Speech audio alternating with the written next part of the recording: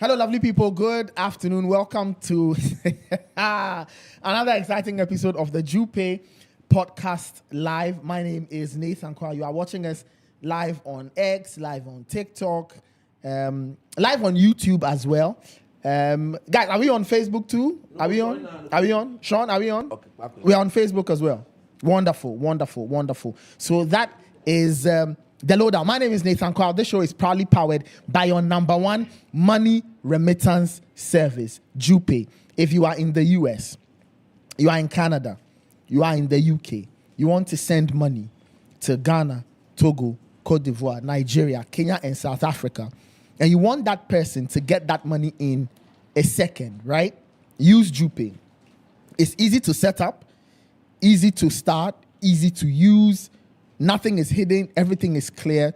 And what is even more special is that you get a great $5 discount, on your very first $100 transaction, excuse me, when you apply any of these three promo codes, Coach, Fento, or Nathan. Coach, Fento, or Nathan, right? So that is the thing. When you apply any of these promo codes, you get yourself a $5 discount. So many thanks to Jupay for powering this podcast. Before we begin anything, I want you to subscribe, right? I want you to subscribe to the channel. Just find Jupay Money Transfer on YouTube. Follow, click the link, click the bell. Make sure you are on the lookout for the notifications. Just be a subscriber so that you can get updates on when we do a show, when it is uploaded, when we have great content for you, when we have great promos, and even more exciting with the new football season coming up, when we have new shows and new programs. You need not be left out of the Jupay loop.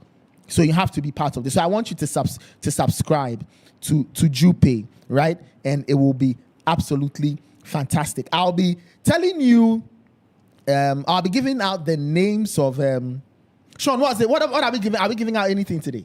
We are. For now, no. But we'll be in the next show. So I'm told in the next show, we have something for some subscribers. 3 lucky subscribers. Yeah? On the next show. So on the next show, we have something exciting for 3 subscribers. So between now and then, go on and subscribe to the Jupay Money Transfer channel. The guys are seated, ready to go in the co-member of the Red Party, Daniel Cranting. Hi, Daniel, how are you? Yeah, Nathan, I'm good. Wonderful. And a member of the Blue Party, Coach Christopher Nimley. Hey, what's going on here? No more introduce me. Okay, Coach Christopher Nimley is here. Yes. Coach, how are you doing? Aye, oye, monsoon, fe, shangbomo, cho, obagbe wolo. Aye, oye, monsoon, fe, shangbomo, cho, obagbe mi. Oh, ṣé agbe ọmọ. Ṣé agbe ọmọ. Oh, blasters. Anthony Anna midfield. Makalese midfield ne.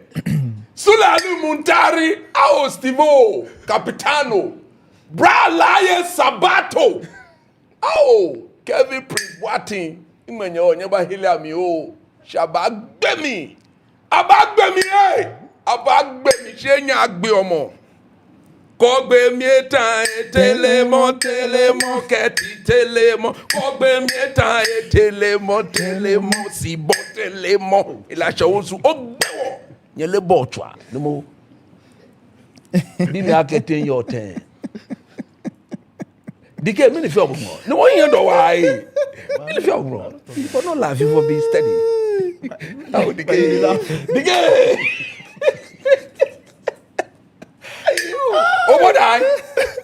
Obodai. No. We be amegbe wash. No more. Amegbe wash. Amele botwa Charlie.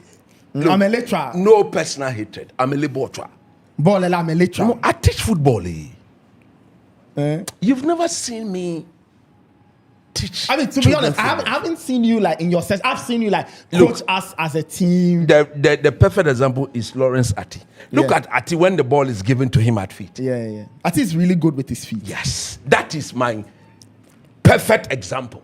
He learned that at the under 10 level under me. both left and right.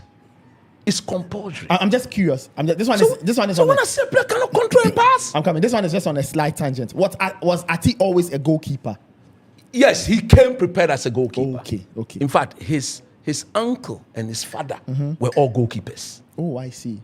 Ati was the only boy who came to me with his goalkeeper's gloves, everything set.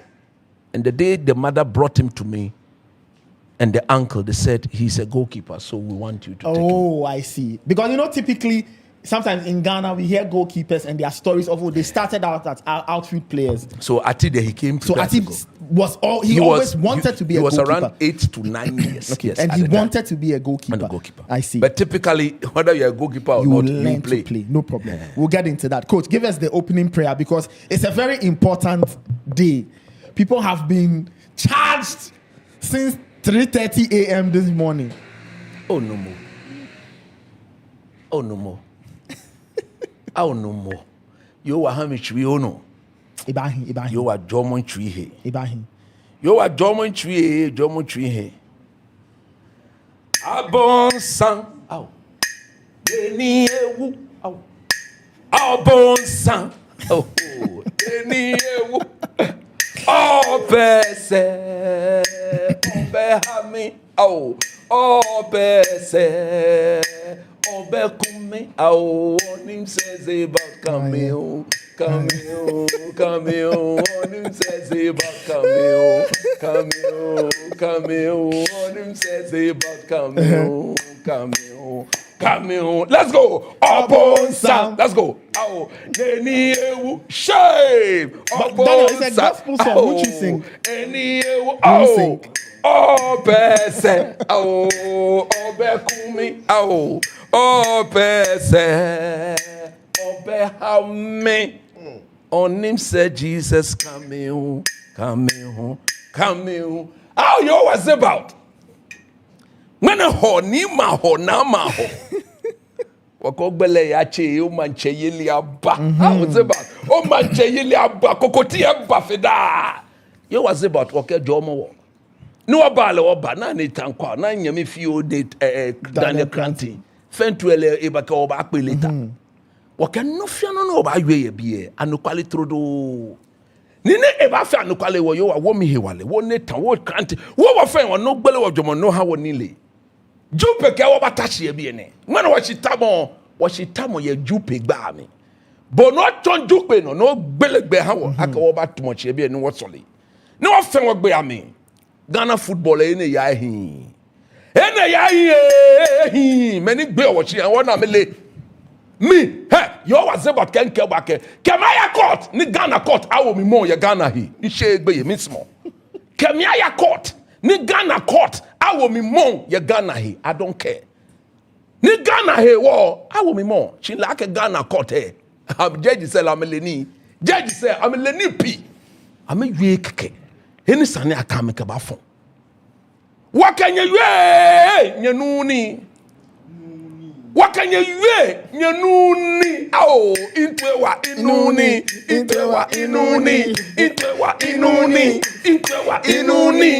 nyanuni kakene nyanuni ao mini gbemene je chano kwale je yo was about gbelemo oda ono gbelemo odwemo no ha wonile no ke yua no kwale ka oya blochi Jupay Kenya Akashi. Look, after the World Cup, Zebat Belena won even Jupay Keba Edafida. They are exciting and Nibicom and Jupay Kemba. Jupay Ke, Mofema Sayo no Juba. Download more app, just download the app and join the Jupay family. And you will never regret Zebat Ken Kebunaka. Mena Chambos, you Steve Keshon. I'm a here. Yo Abraham nile bagbela me jomo me na me tuno fena fe fine see you states me cable call le no America no ba cheshe no ama na no ko you Steve zeba dench ba bibo sani no oba gbegbele hey the whole world is ready my thing be ami ya no kwale me ye yesu gba mi aye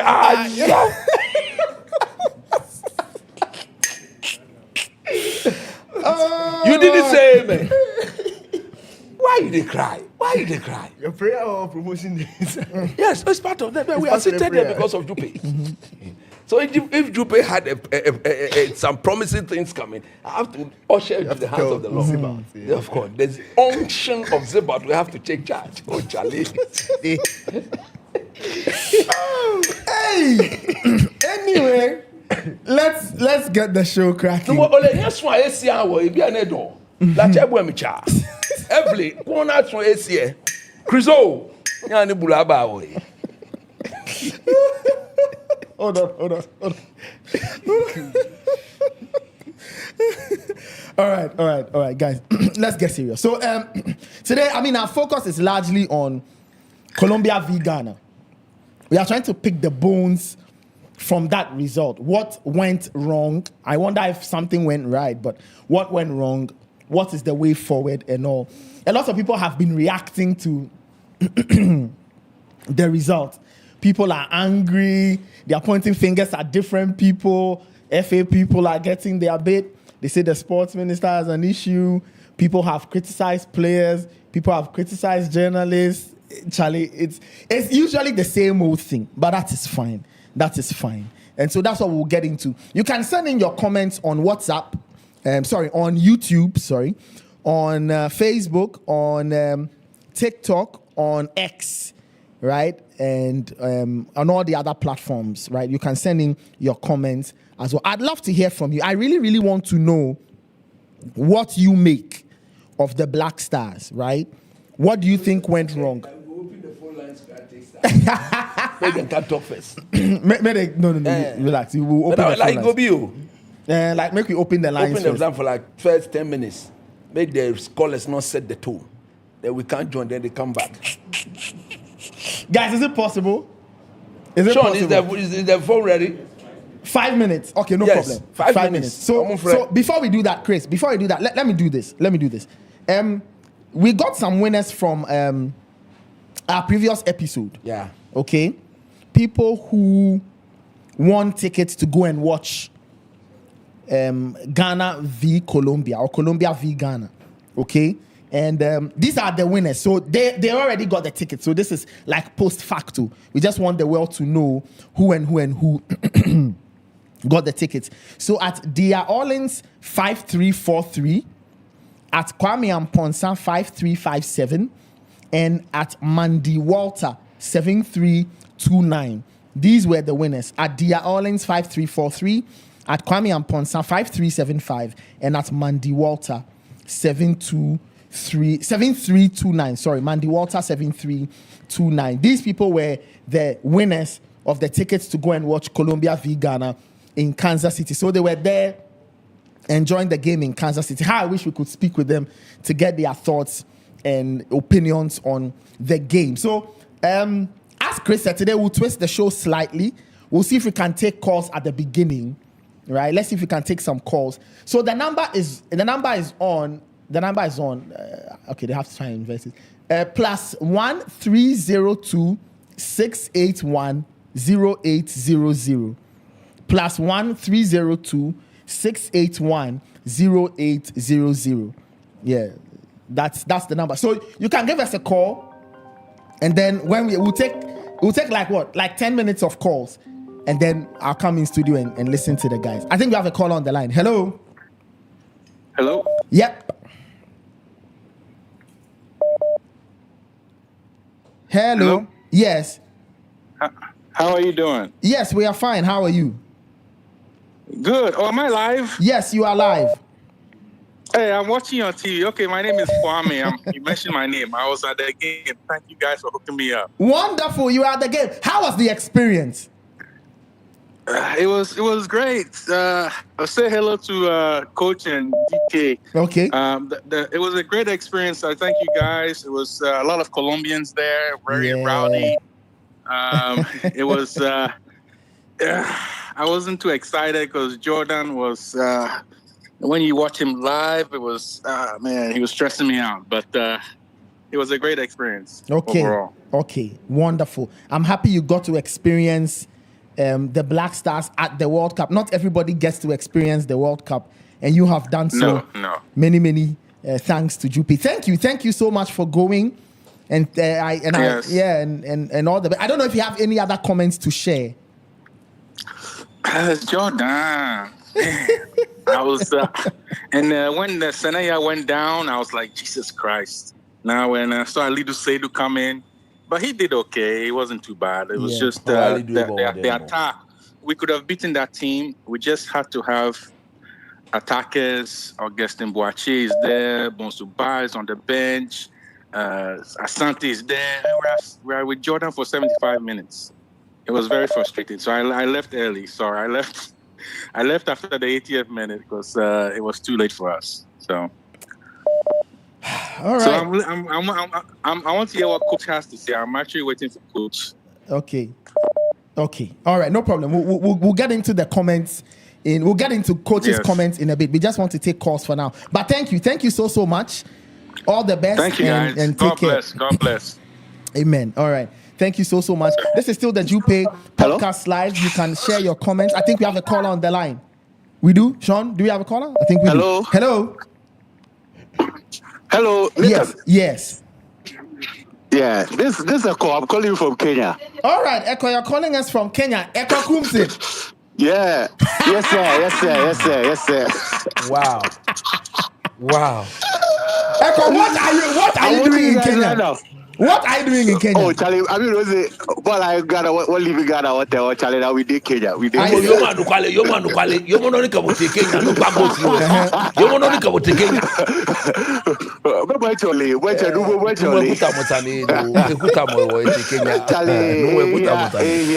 Kotoko Echo is in Kenya because of Kutrin.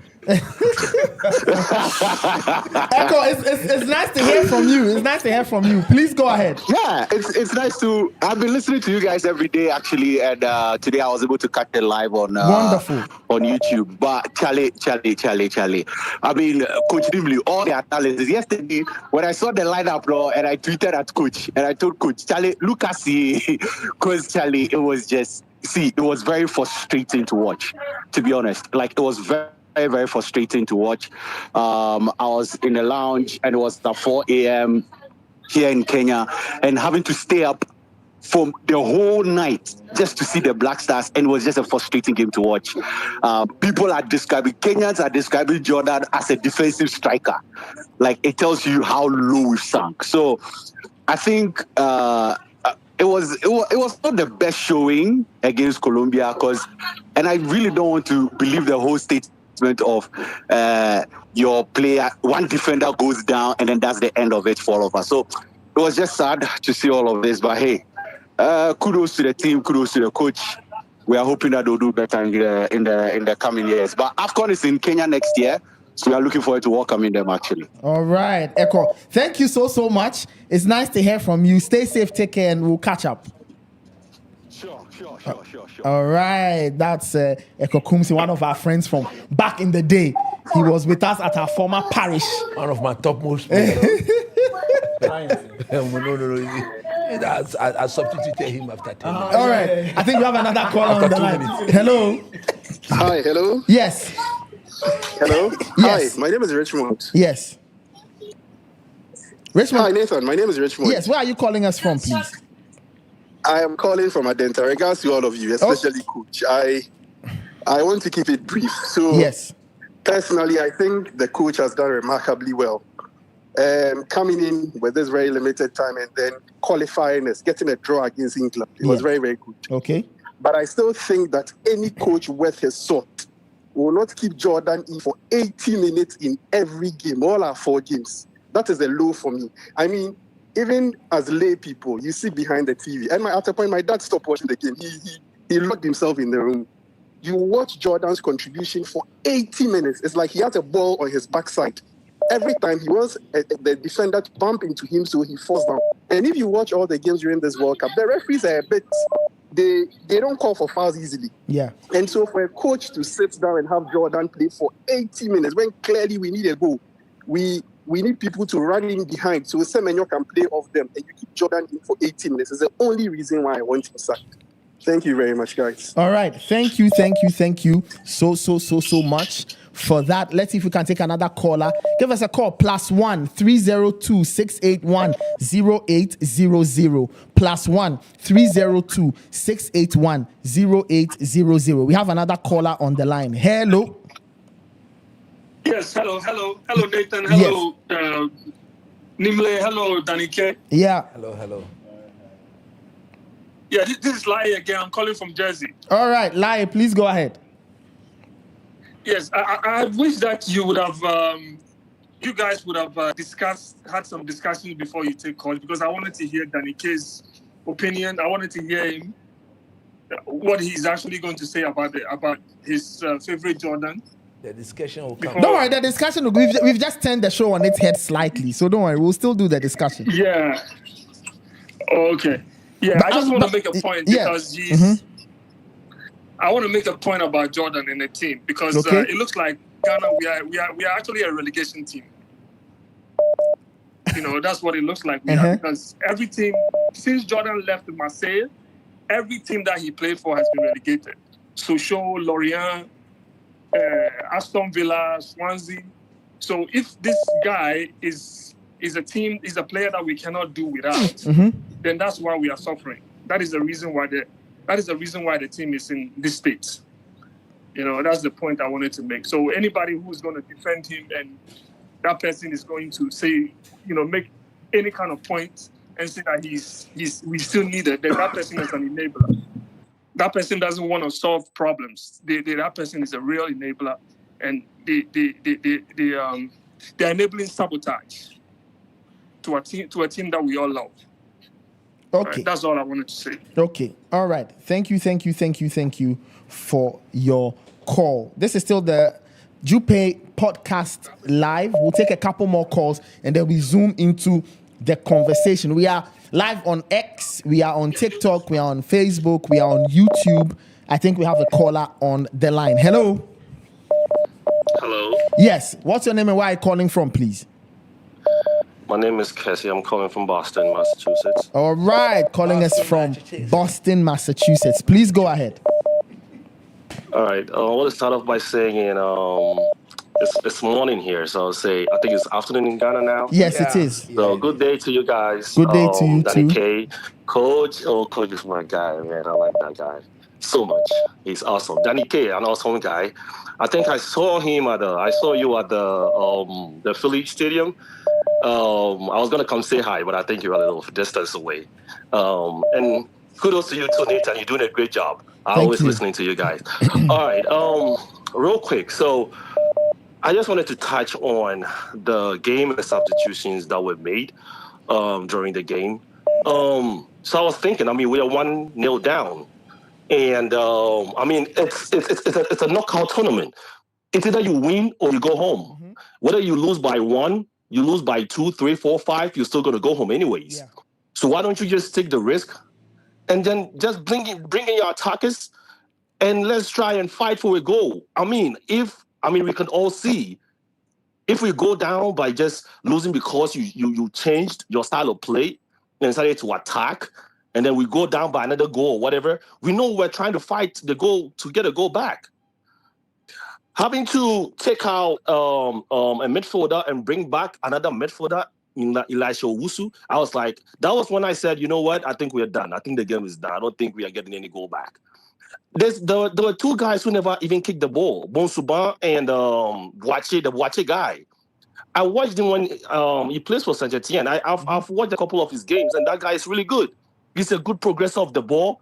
He's good, trying to maneuver his way in between tight spaces. Mm-hmm. He's really good with that. So I was actually thinking he was either going to bring in that guy. We could have just switched back to playing like a double pivot. Keep your back line, keep your solid midfielders that you trust in, and bring the attackers in, and let's try to fight for a goal. Because all we're doing was just going in and the ball, we're getting the turnovers, and we're all over the place. At some point, I thought Jordan didn't even know the position he was playing in the game, because we were basically all over the place. And I think we could have done something better. For sure, I know this is not the best squad we could ever bring to a competition. The coach did well. I mean, he has given us some style, some identity, defensive identity, which is good. I'm just hoping that he will come back and at least add some offensive style to the play so we can do well with the AFCON, the qualifiers. And then, see how best we can do going forward. But I think we need to take a critical look at our team and need to build, a solid team going forward. There's one other issue that is on the other side, but regarding the ticket situation that was raised the last time, I think most people got really pushed back, all the ticket situation happening. So that is why we actually had a low attendance at the stadium, because people were like, what is going on? If we needed to get our tickets, then we could have just done that earlier. But everybody was waiting based on what the president said, which I thought was just a rhetoric. But anyways, everybody was just waiting for that, and that never happened. So next time, I think, the whoever is in charge of all these things should make sure the communication and everything goes well so we can be well prepared before the tournament. Okay. So you guys have a good one, and I'm enjoying the show, and have a good day. Thank you. Okay, thank you. We'll take... one more call? 2 more calls? Okay, one more call, and then we get into the conversation. Let me get to this caller. Hello?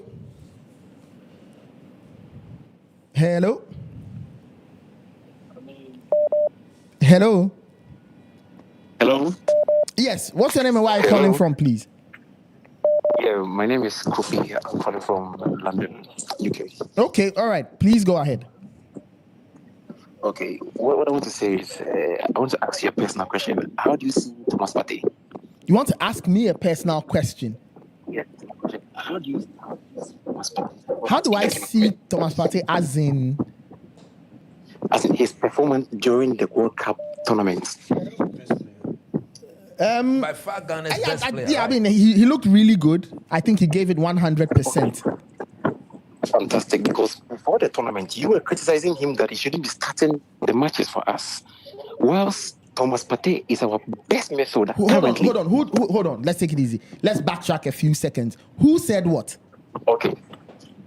I said before the tournament, you said Thomas Partey is not in form. Chris, hold on. I want him to be very specific so that if he's saying something nobody has said, Nathan, we can check it here. Nathan. Yes? Nathan, you.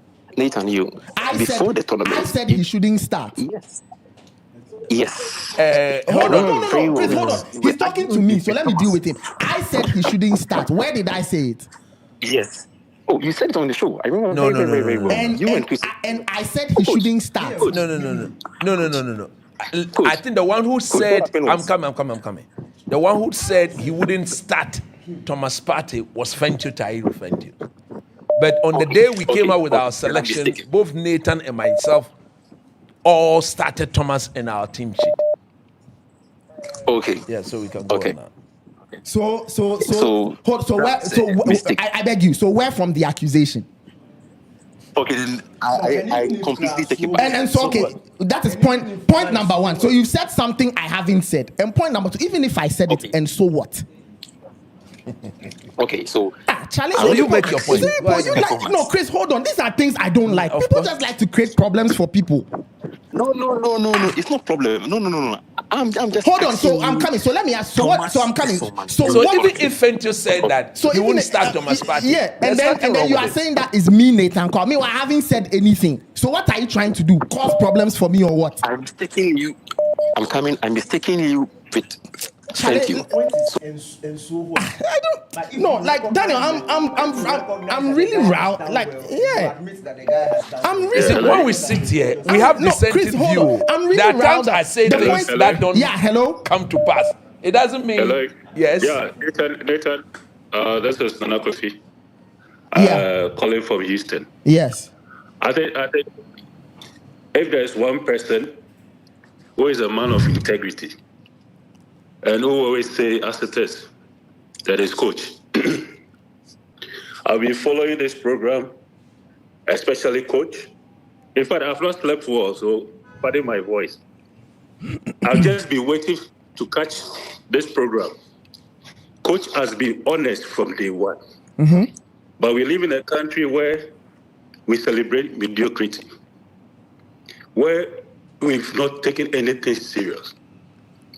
One thing that we are blessed as a country is that the whole world, or most people, have some kind of soft touch for Ghana.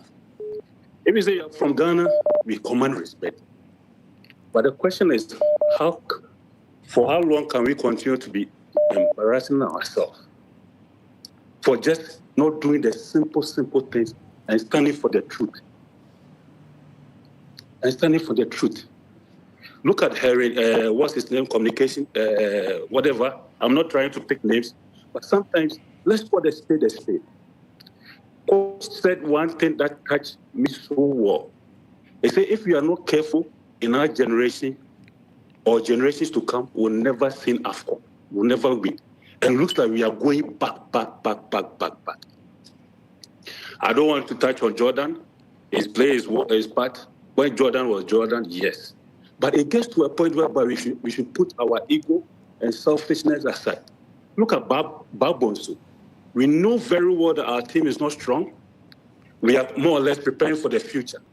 Why don't you, as a captain or as a leader, show that leadership that even the game against Croatia, knowing very well that we've qualified. Oh, coach, you want me to start? No, this game, let's be strategic.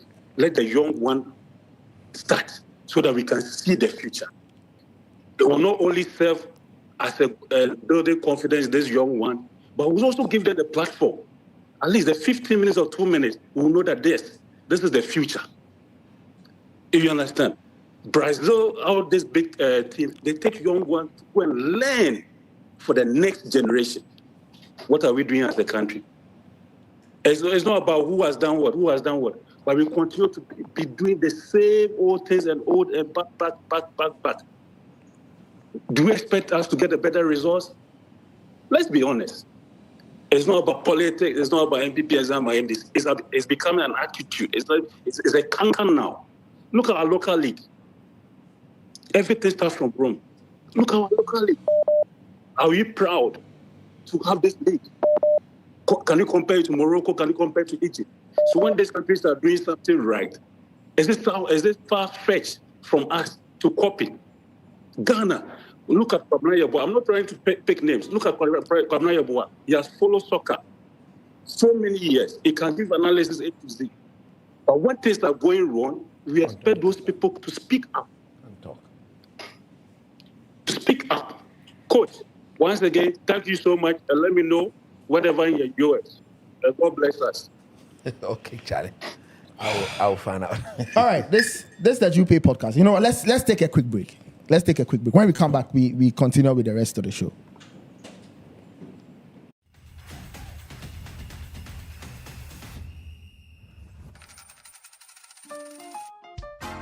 Send money home with no headaches, with smiles on the faces of loved ones.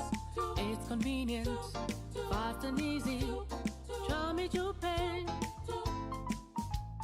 Jupay has the best rates on market. We hope you make the most of your money. Meet a need, send fire Jupay. Try me Jupay.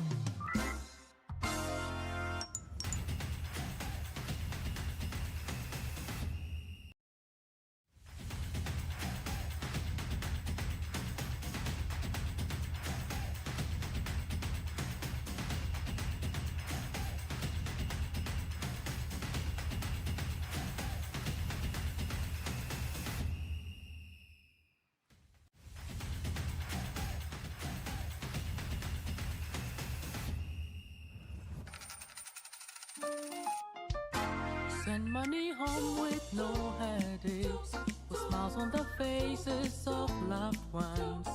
It's convenient, fast and easy. Try me Jupay. Jupay has the best rates on market. We hope you make the most of your money. Meet a need, send fire Jupay. Try me Jupay.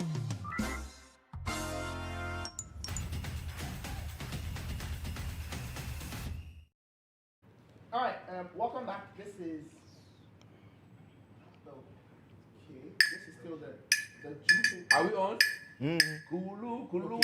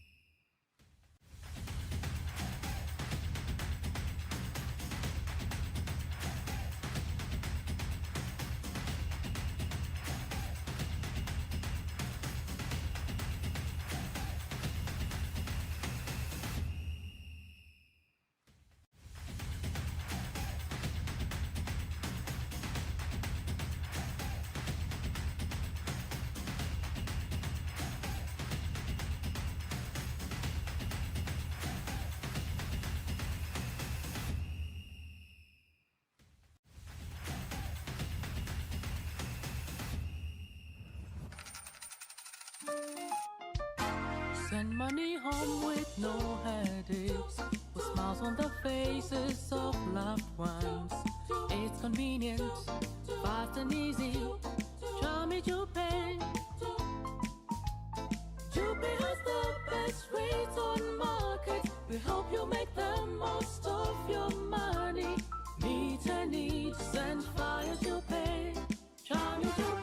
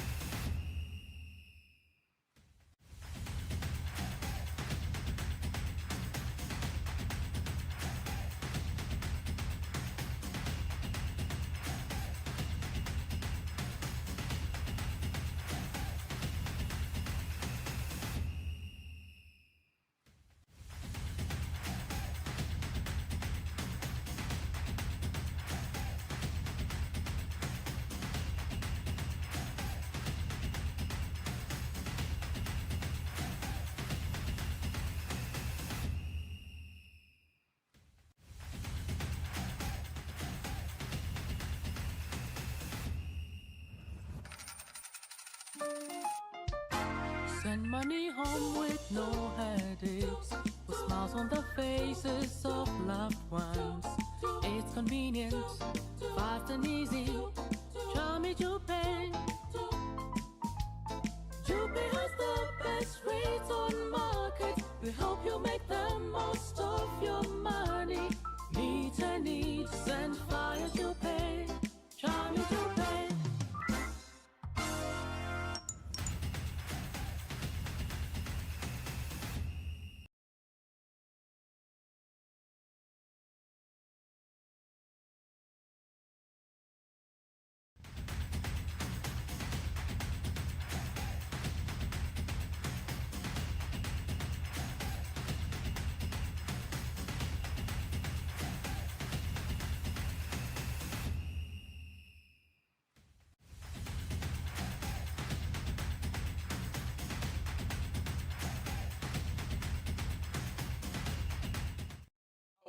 Kulu kulu bayabele homo yele akulu.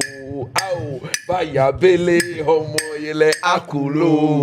I want to see your character. Kele washikekele. I want to see your character. Kele washikekele. Inkobile au inkobile ashikele au inkobile kwesi sibo. Au kwesi inkobile la showsu au la show inkobile Luka sense au Luka inkobile Ali Dusedu au Ali Dusedu. Those were our champion players. Yeah. Champion players. Yeah. I'm a little way. But the cameraman in that guy. Oh, now me show why the guy party there. Oh, what I. Cameraman now me share why like up. It's now you kuta mosano odufu. Shibo kuta. Dige. Oh Charlie. Oh Charlie. How jela go die.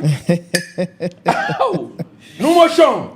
On a podcast, on a hit new machine. Lakabo, what's ready? I got discussion up. No more show. This is still No more show. No more show. This is still Ataleba Kolului. Boy, this is still the Jupay podcast, right? I know the guy was saying I should take it easy. I mean, I'm chill. It's just that I just have I have no tolerance for those things. I understand. For especially things I haven't said, and the confidence with which you say that I have said something that I haven't said. Yeah, that's Look, you do this work for a while, and you know the consequences of some of these things. They can create problems for you, and later the problems will come back and be a burden. When we were Rhode Island, we were standing. I think I was a Raman or something, and then somebody came to me. The what? What will Raman nickname? The wolf. The wolves. The wolves. Yeah. That was somebody gives me you hate Jordan.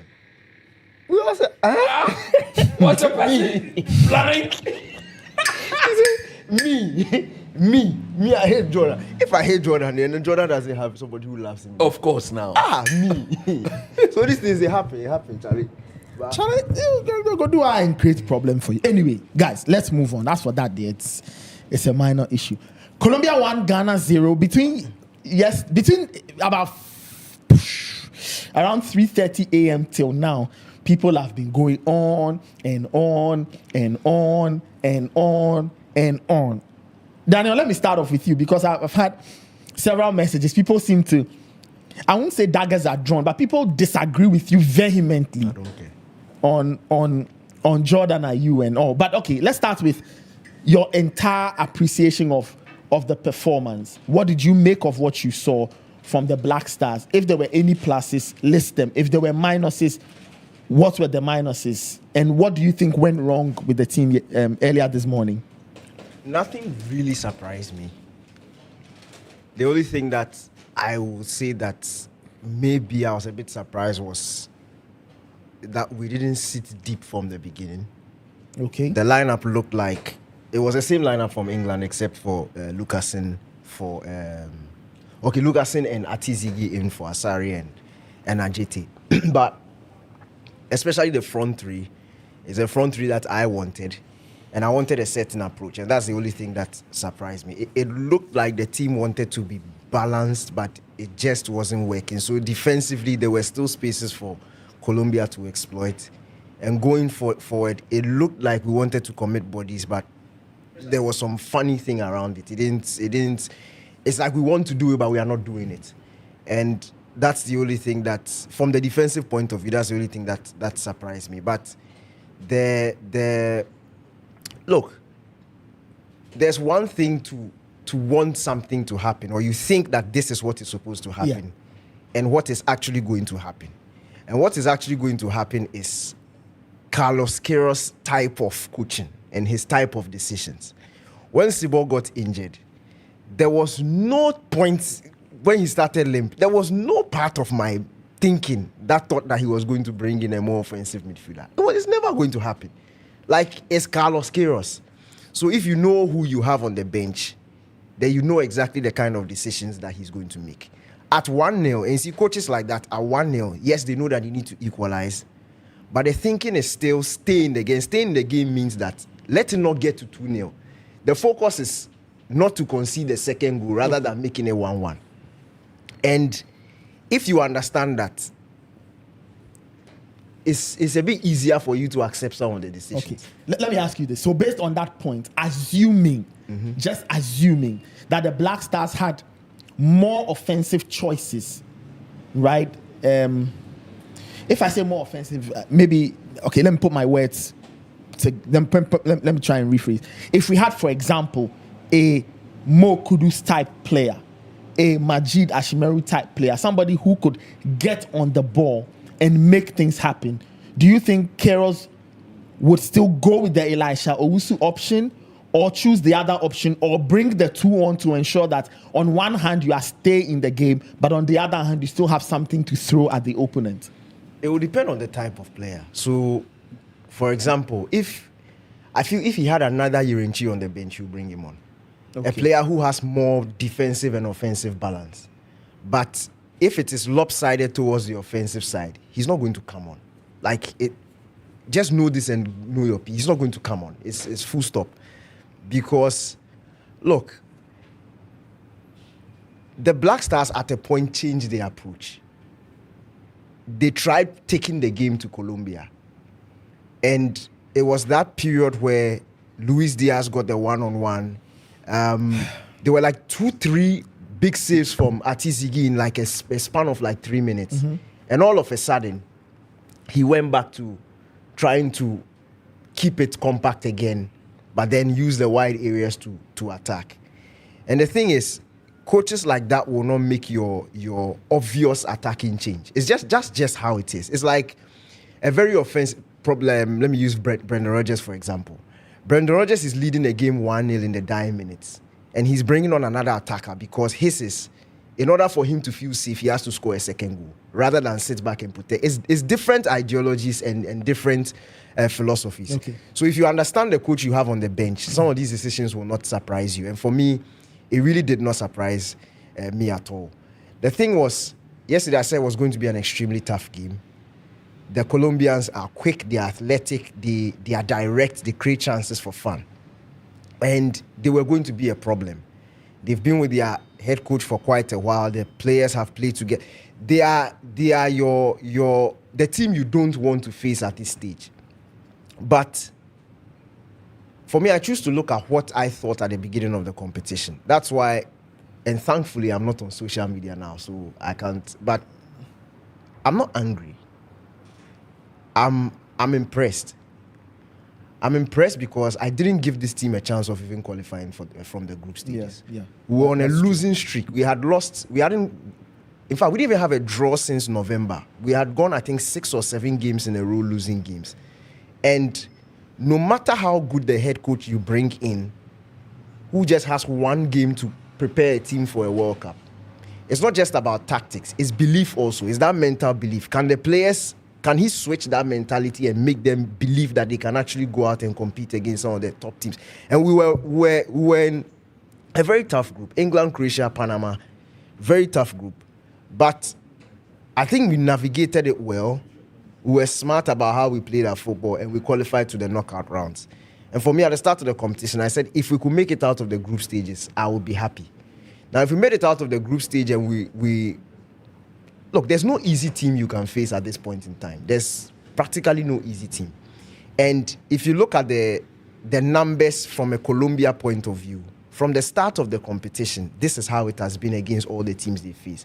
Maybe Portugal are the only one who threatened in a way. But even that, Colombia dominated the game. Yeah, that's true. So, for me, we had to compete and stay in it in a way.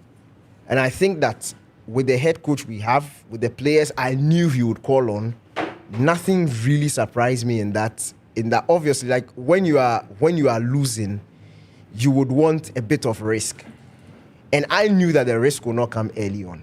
It will not come like 55, 60, 65 minutes. If he's going to risk it, he's going to risk it in the last minutes because it is normal. It is Carlos Queiroz.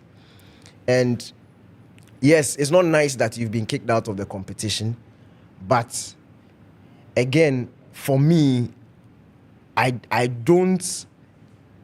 personally don't see what the uproar is about, because this is the most progress we've had in like the last 6 years. We've been really poor. We've been very, very bad. So if there's a glimpse of a possibility of doing well, I think we should take it and build on it. And I'm talking about from the technical team and the players' point of view. And for the people at the top, the FA and things, they need to look at, for me, if anybody should be angry with anybody, it shouldn't be Carlos Queiroz or the players. Because I genuinely believe that if Queiroz had come in months before the World Cup, if he had at least those match friendlies to prepare this team, we would have been better equipped, and I think would have competed much better in this game in particular, because it was a very tricky game. Even yesterday, when we were here, I was struggling to, was it 2 days ago when we were here? Yeah. I was struggling to figure out the right approach for this Colombian team, because yes, I said we should sit deep and stay in it as much as possible, but how direct they are, how vertical their passes are, they can cut through you if you sit deep. So there needs to be that balance. Yeah. But in getting that balance also, you can also risk leaving spaces behind. So it's a very difficult game to prepare for. And did you think that tactically, as you said, did you think that tactically we were left in an awkward position, an almost catch-22 position, that if you sit deep, they might cut through you. If you open up, they might give you headaches. They might give you headaches. But you see, the thing is, if it was another head coach with a different philosophy, he wouldn't have minded it being chaotic. Okay. But when a game is chaotic, or when you are playing a chaotic game, you want to do it against an opposition where you know you have more quality individuals than. So you have more world class or more game deciders than. But Colombia have those players. Somebody has scored 38 goals and he was sitting on the bench. Yeah. Luis Suarez of games. Sporting Lisbon. Sporting Lisbon. He wasn't starting games. That's the level of talent that they have. So I always say that, yes, it might seem like me, I don't care, but when you are assessing things, you can't just assess it from your POV and look at your players and look at what they can do. You have to also look at the opposition and who you are facing, how good they are, and what they can do if you do certain things. So this is not the Ghana of 2010 or 2006. We don't have Michael Essien. If we say that this is the worst team we've taken to a World Cup, then there needs to be a certain measure in expectations in what the team can do and cannot do. So I would shake the hand of the head coach. I think he's done a remarkable job because he didn't have enough time to prepare this team. Yet still, he's taken us to a knockout rounds of a major competition. And if you even look at Colombia and their body language after the match, they knew they had worked for it. Yes, we didn't give them a lot to think about, but they had to work for the win. That's the thing. We didn't hand the win to them. It wasn't an easy victory that they got. And again, to some of the players, I would, especially when it comes to Black Stars, I'm not one who single out. I won't do that thing because national team football, I recognize, is very difficult. Okay. You have very limited training time. You have very limited contact hours with the coach. So, and especially with how we've messed up our team, and this is to the GFA, where it's like for Kobo, you just brought players, they've not played youth level, they have no understanding with each other. It's going to be extra difficult for them to come out and perform a task. So for me, when I look back, and all these players have given me reason to trust them, all of them. At certain points in time, they have come in clutch for this team. They've come in handy. So I recognize that and I understand that it's not every day that a player will come in and be 100%. Okay. So somebody like Elisha Owusu, I don't blame him. And I said, I think it was coach I was talking to. Well, I said I'll blame, if anything, the role he played, I'll blame Carlos Queiroz. Because if you are playing Partey and you are playing two midfielders in front of him, who would inadvertently have to go forward and make forward decisions. Okay. Then at least let those players be players who are used to that position. But because of his philosophy and because of his thinking, he would still want defensive-minded players in that position. And if you put a defensive-minded player in a position as where Elisha Owusu is, the pass you see on TV, he doesn't see it because it's just not in his skill set. That's just him. But if you put him in a role where he's supposed to protect the back four, he's supposed to close down spaces, we've seen that he can thrive in that position. So for me, I said that if they made it through to the round of 32, I would be happy. And I'm proud of the team. I'm not angry because we lost to Colombia. We didn't lose to, again, it's a World Cup. But it's not Iraq or Iran who beat us. Some team who has been very poor in this competition who has beat us. Yeah. I say if that were the case, then you'd be upset. Oh, if we lost against, like, let's say an Iraq or an Iran or Curacao, I want to pain me. But you're talking, have you seen Colombia's record? And see, there's a thing about Black Stars analysis that sometimes annoys me. We never look at the strength of the opposition. We're always looking at ourselves. Have you seen Colombia's record over the past few years? They went to the Copa America final. They took that final to an extra time. And Argentina had to dig deep in order to win that thing. Throughout the qualifiers, they've been in fact, there are only 2 defeats in the last 18 months. Have come against Mexico. There was a match friendlies. Mexico, and I think was it France they faced? France. Yeah, I think so. Those were friendly games. But in terms of competitive fixtures, they've been at a level. They don't concede goals. They score. They are very difficult to beat. So if you tell me at the start of the competition that this is the worst team, and the people who swore that will go into this competition, play 3 games and come home, and the team has played a 4th game and has caused the opposition with the strength of Colombia to work for their win, and I'm not angry. Okay, all right. I'll come back to you. I'd have wanted your thoughts on whether or not there were things that disappointed you, but I'll come to that. Chris, do you want me to go to Fent? I'll come to you. Oh, let's go to him. Say he's in the car. He's moving, so we can't have him on for long. Fento Tahiru Fento is joining us all the way from the United States. Fent, how are you doing? Okay, we can't seem to... We can't hear you. We can't hear you. We can't hear you. Are you muted, Fent? All right, my sound people, can we figure out what's happening? We can't seem to hear Fent. It looks like he can hear us because he's kind of reacting. Yeah. He's reacting to... Yeah, he said he can hear Yeah, you can hear us, but Fent, we can't hear you. I don't know what the challenge is. But okay. That's good. All right, Fent, they'll try and work it out. So just stay on. Chris, let me take your initial comments. Okay. Nathan Kwao. You see, we've been so dishonest as a country. The people running our football is the reason why we are where we are. And for me, until we go back to fix the foundation of our game, we should completely forget about competing at this level and distinguishing ourselves at this very top level of the game. Nathan Carr, you see, when some of us speak, you have been with me for some time now. You know that I'm very passionate about certain things. When it comes to speaking about Ghana, my passion, I think, is second to none. So I will say things that maybe somebody may say in a very simple way. I will attach a bit more passion to it in order to make my point well articulated and well established and known. We have been so dishonest, and it's something that we continually do year after year, especially under the current Ghana Football Association management. The degree of dishonesty has always been at the very top, that when you sit back, you can easily look at it and predict that this is how far it will go. Look,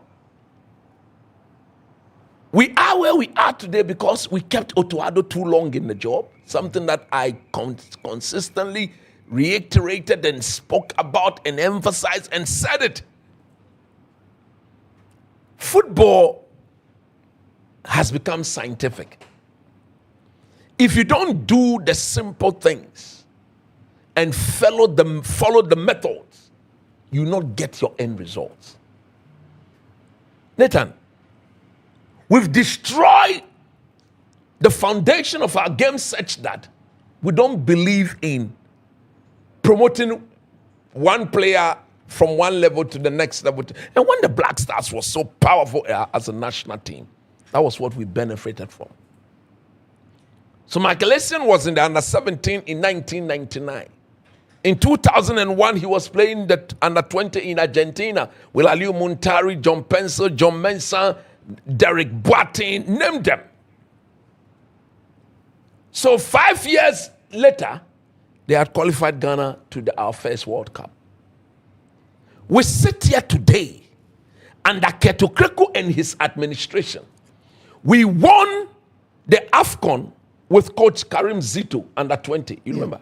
2021, yeah. Nobody can tell me that Fatal Issahaku is the only standard player in that team. Nobody. The likes of Nathaniel Ajay, was part of that Zito winning team. So I would have thought that for a player who had played at the youth level, at the under 20 level, who is playing top flight football in one of the top 5 leagues in the world, if you're calling your Black Stars, automatically, you don't bypass him and go and bring in the likes of Lucasin and people. I'm a little bored. You understand what I'm saying? Me, I'm not picking on any player. But Nathan, the Black Stars is the pinnacle of Ghana football. Yeah. And you need to be of a certain skill set to be part of the Black Stars. True or false? Baje Momonika Kobe ahon ye jeme. Je Momonika Kobe. Hello, you see, if you cannot be dishonest, what do you think you are doing to our team? Look, Nathan Kwao, you see what we saw yesterday? I said that this team, if they give me a round of 32, I'll be okay. But if you bear me right, anytime I said that, I punched and pointed out the loopholes in the team, why certain players should not be in the team. And that is why I have restricted and limited my expectation for the team.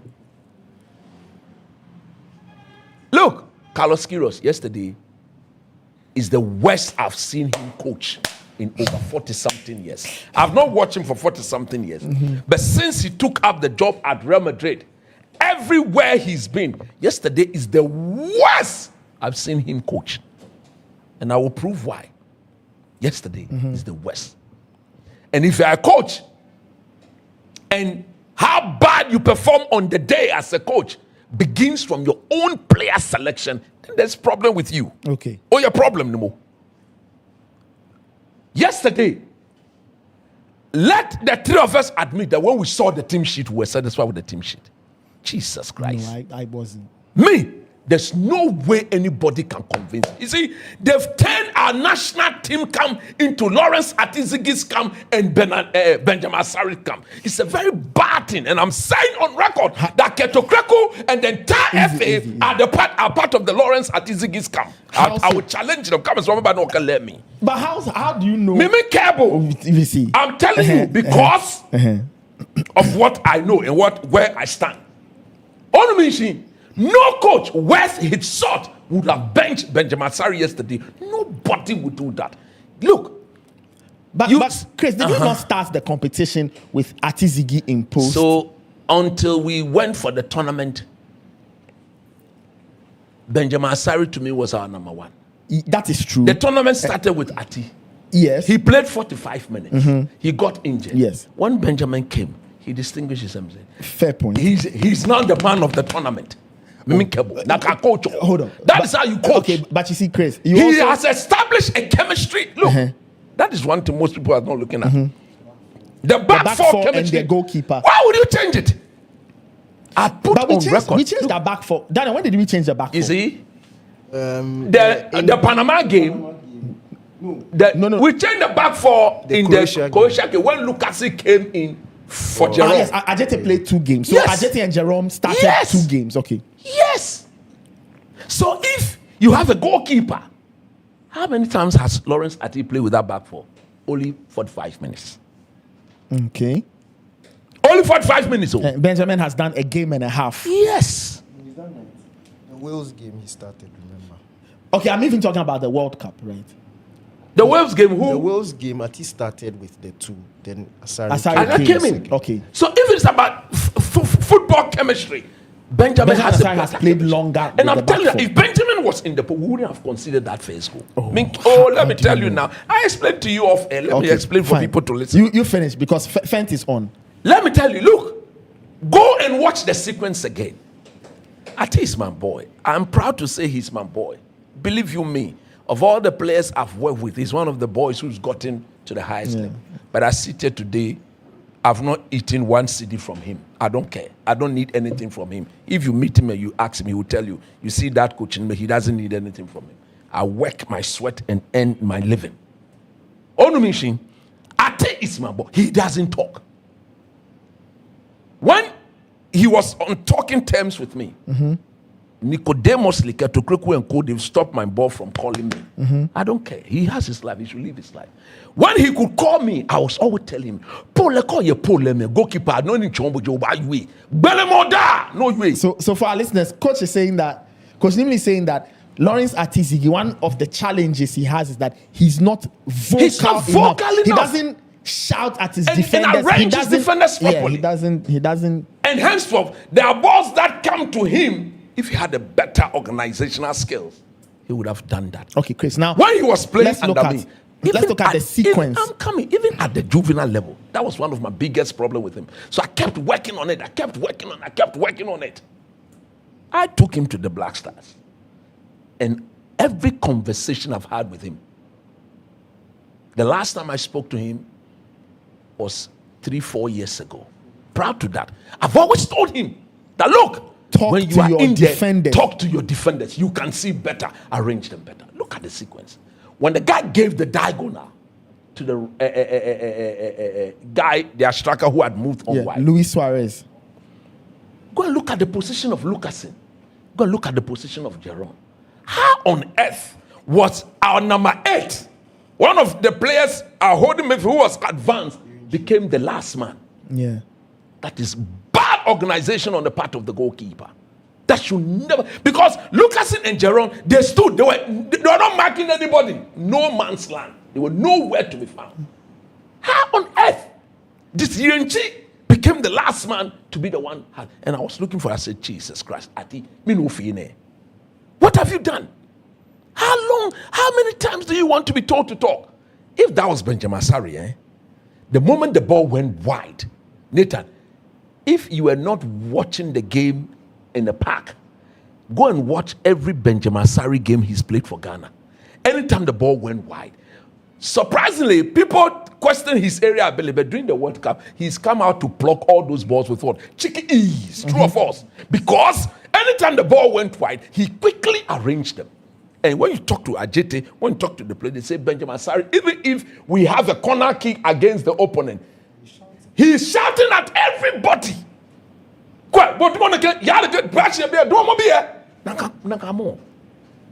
Yeah. So again, it was one of the worst ever decisions I've ever seen from an experienced coach, Carlos Queiroz. Why bench Benjamin Asari for Ati yesterday? It was so bad. Nobody can say, look, we said Ati kicks better. Yesterday, how many forward correct passes did he give from his foot? Benjamin was let me. True or false? True or false? Another reason why it was the worst ever coaching I've seen of Carlos Queiroz was why he benched Ajete. Fentio, is Ajete injured? Fentio Tahiru is joining us. Fent, can you hear us? Ajete blah. Okay. Tahiru. We hold on. He can hear. We still cannot hear. Prior to the game, I think about some.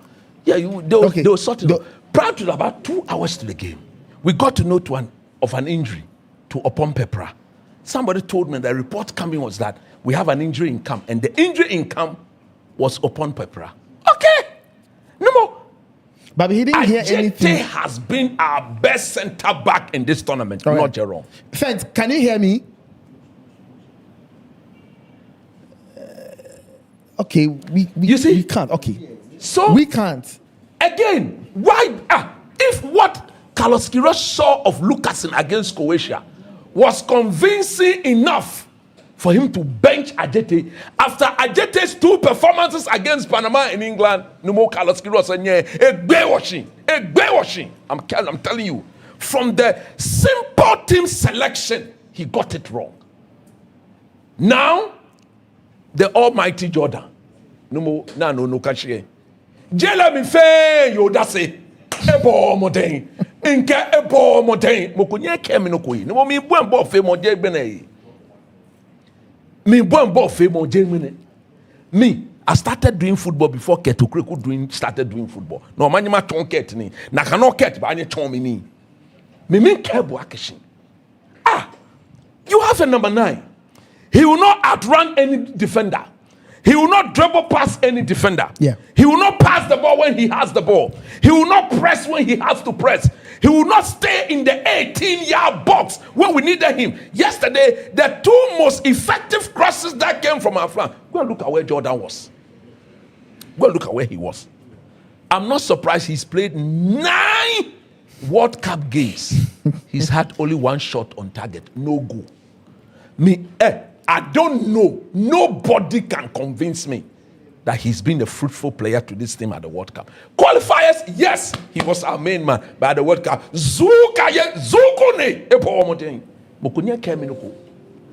I'll speak the way I speak with passion. I don't hate. I love him. I told you what happened to me this morning, right? Yes, I've had some personal conversation with you. I can hear you. It's a family I admire tremendously. But when it comes to Ghana, when it is about Ghana, no more, I don't give a damn. If it is not good, it's not good. If it is good, it is good. I don't give a damn. Easy. What do you mean? Carlos Quiroz.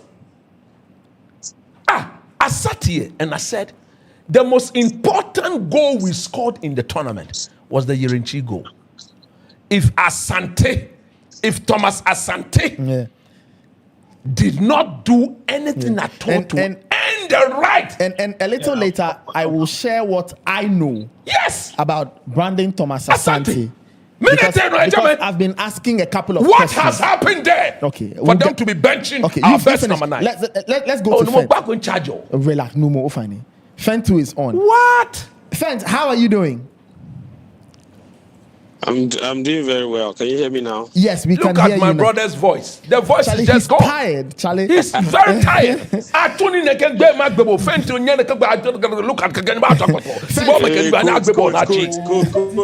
I'm talking for him now. Hey, Coach Nachi. Coach Nachi. You seem to be on the move. Nachi. I see. Yeah, I am. I went to bed very late last night, as often is the case when Ghana plays a game. So I went to bed around 4 a.m. So, and I've been up. I don't even know how stable my internet will be because I'm on the road again. But can you hear me? Because my picture is freezing, but I don't know about the sound. Yeah, I mean, we can hear you. We'll just make do with that. I just want to ask you quickly. Chris was talking about Jonas Ajete. You are still there. Yeah. Did you pick up any info concerning Ajete and his status as to why, after I think the England game, he hasn't featured up until now? He played against Croatia. Okay, I think after the Croatia game. Sorry. No, I think it's a coaching decision. I think it feeds into what Coach Nimley was saying about the coach and his selection. Ajete is fully fit. We know that.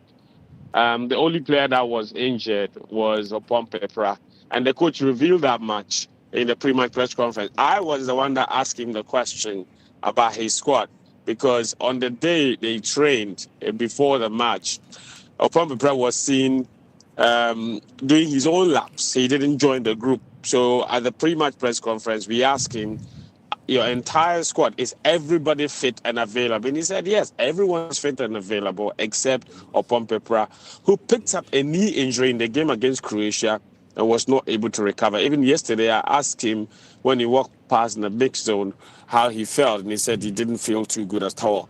Apart from him, every other member of the Ghana Black Stars squad they took to the World Cup was available, fit, and available for selection. So if anybody didn't play yesterday, it was purely down to the coach's decision. That much I can confirm. And the coach himself confirmed that much. The players themselves confirmed that much. The only one that was unfit to play was Opompepra. And we knew about that even before the game itself. So for the Jonas Ajete and Lucasen decision, that was purely down to the coach. Now, you see, because coach was making a point about the coaching, but I just want to pick up on that for some continuity's sake. Because you see, in terms of the team selection that coach was hammering about, for me, look, everybody knows where I stand in terms of the goalkeeping situation. Even before the tournament, who I believed was number one. But when Benjamin Asari came in, I think he did really well. Okay. In the matches that he came in and played, and that sort of stability. Sometimes continuity is good. Yes, granted, but Atizigi started the tournament as number 1, but I think for continuity's sake, it would have made a bit more sense for him to start Benjamin Asari. And for me, and that's and this is me that believes that Atizigi is number 1. But it's just the way the tournament has gone. Sometimes it's narrative, it's stories. It's not always sticking with what is written in the book. It's not about who you designated to be number 1. It's about the way the story of the World Cup has unfolded. And the way the story has unfolded is that Benjamin Asari has come in and he's earned a lot of respect from a lot of people that were even doubters. As for the conversation about the divisive nature of the goalkeeping situation, I want to differ from Coach and say that I don't think the issue is propagated at the FA level or that Keto Kreku is to blame for that. I think one of the biggest issues with that goalkeeping conversation that is so divisive, so toxic, it actually comes from both the fans and the journalists. So, look, I had information about Benjamin Asari or Atizigi starting the day before the match, 24 hours before the game. I already knew that Benjamin Asari was going to be dropped for Atizigi. But I did not report because look, guys, our coach is not as regular on Twitter as you, Daniel, and I. Yeah. Look at the conversation on the timeline with these two goalkeepers. Yeah. No GFA official has anything to do with that. Oh, we know where that comes from. They are under. But we know that most of the journalists belong to them. You, myself, and we are separate. But we know that they've bought 90% of the sport journalists in this country. You let him finish. They are the ones fueling the debate. No problem. I'm talking to the two camps. Look, everybody know I don't belong to Keto Kreku camp. But I've told them, even in the ESCO meeting, when they meet, things that goes on there, people tell me. No problem. Fent, you continue. Fent, continue. So, look, Coach, I'm saying, all I'm saying is that... Yes. The fans themselves, the journalists, we don't help this conversation because it's become so toxic. Yeah. Even as a journalist, I have a certain duty to protect the integrity and the environment around the national team. And that's why many people don't know that when you're a journalist and you travel with the national team, it is not every information that you leak out. Report. Exactly. Because it's true. This is the ethics of the job. Yes. Because you also have a duty to your national team to protect the national team environment for the players to do well. Look, if you're a journalist and you report with the national team and you have an okro map and everything you want to say, I swear to God, you will destroy the national team camp even before they've had a chance to even succeed. This is the truth that many of us are confronted with.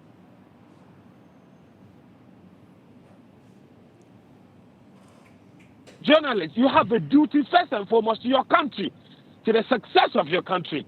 And that duty requires you showing proper discretionary powers and deciding what is worth reporting and what is not worth reporting. I'm asking you guys right now, if 24 hours before this game, I had reported that Atizigi was going to start, what do you think was going to be the conversation 24 hours to this match? Of course, it would have been that. It would have been Ati gets to start, Asari doesn't get to start. Are also on the internet. Of course. Do you know the sort of things people would have said? Because we already know how that conversation is in that environment. Yep. So toxic. So toxic. It is one of, look, and Coach is right. It's toxic. Look, the last 1 week since the Croatia match up until this game, I've not said one word about that goalkeeping situation because I've been so saddened about the kind of narrative that we propagated on social media. And so, look, for me, I will not go as far as to blame GFA people. I trust individuals to have their own independent minds. So when anybody goes on the internet to write anything they want to write, I trust that individual is exercising their own individual powers. The same way you and I will come here and state our opinions. Somebody will pick the phone, call into the show, and state their own opinions. Yeah. I will not go as far as to say that it's GFA people telling us what to say, or telling the fans what to say, or telling the people who are calling to the Jupay Podcast what to say. But all the people calling to the Jupay Podcast from all around the world, all of them have very dividing opinions on this goalkeeping situation. Yep. Blame Keto Kreku and GFA people for putting them up to it. No. It is just the way individuals are. And that situation, as a country, we need to have honest, and it's not just about goalkeeping situations.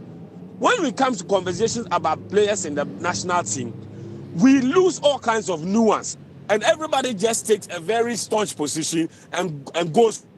Look, I have coach who has followed this platform knows that I've always maintained that for me, as far as I'm concerned, Lawrence Atuzigi was my number one. Yeah. But I'm also the same person here saying that the narrative of the competition and how it had gone, I would have maintained Benjamin Asare. It is what I would say. So I'm not going to go and say because I said Atuzigi should be number one. So therefore, if I see that conditions or situations are changing, I should go and continue you won't change. Yeah. No, I won't do that. You understand? So because I'm human being, I'm sensible. You understand? So as for the selection, so that's one area that was a bit problematic. Same as the Lucasen. Look, I would have started Jonas Ajiti as well. Fentu, yourself, you are not a coach. You are not a coach. You start and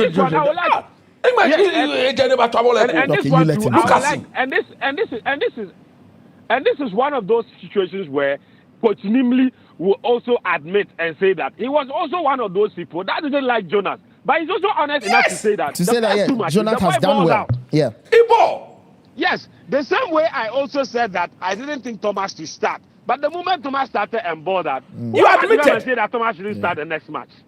Yes, it is just the way football is. It doesn't mean that the reasons you had for stating your previous opinion were invalid. No, but when the issues become clear, it is important for you to see what the sense is in it.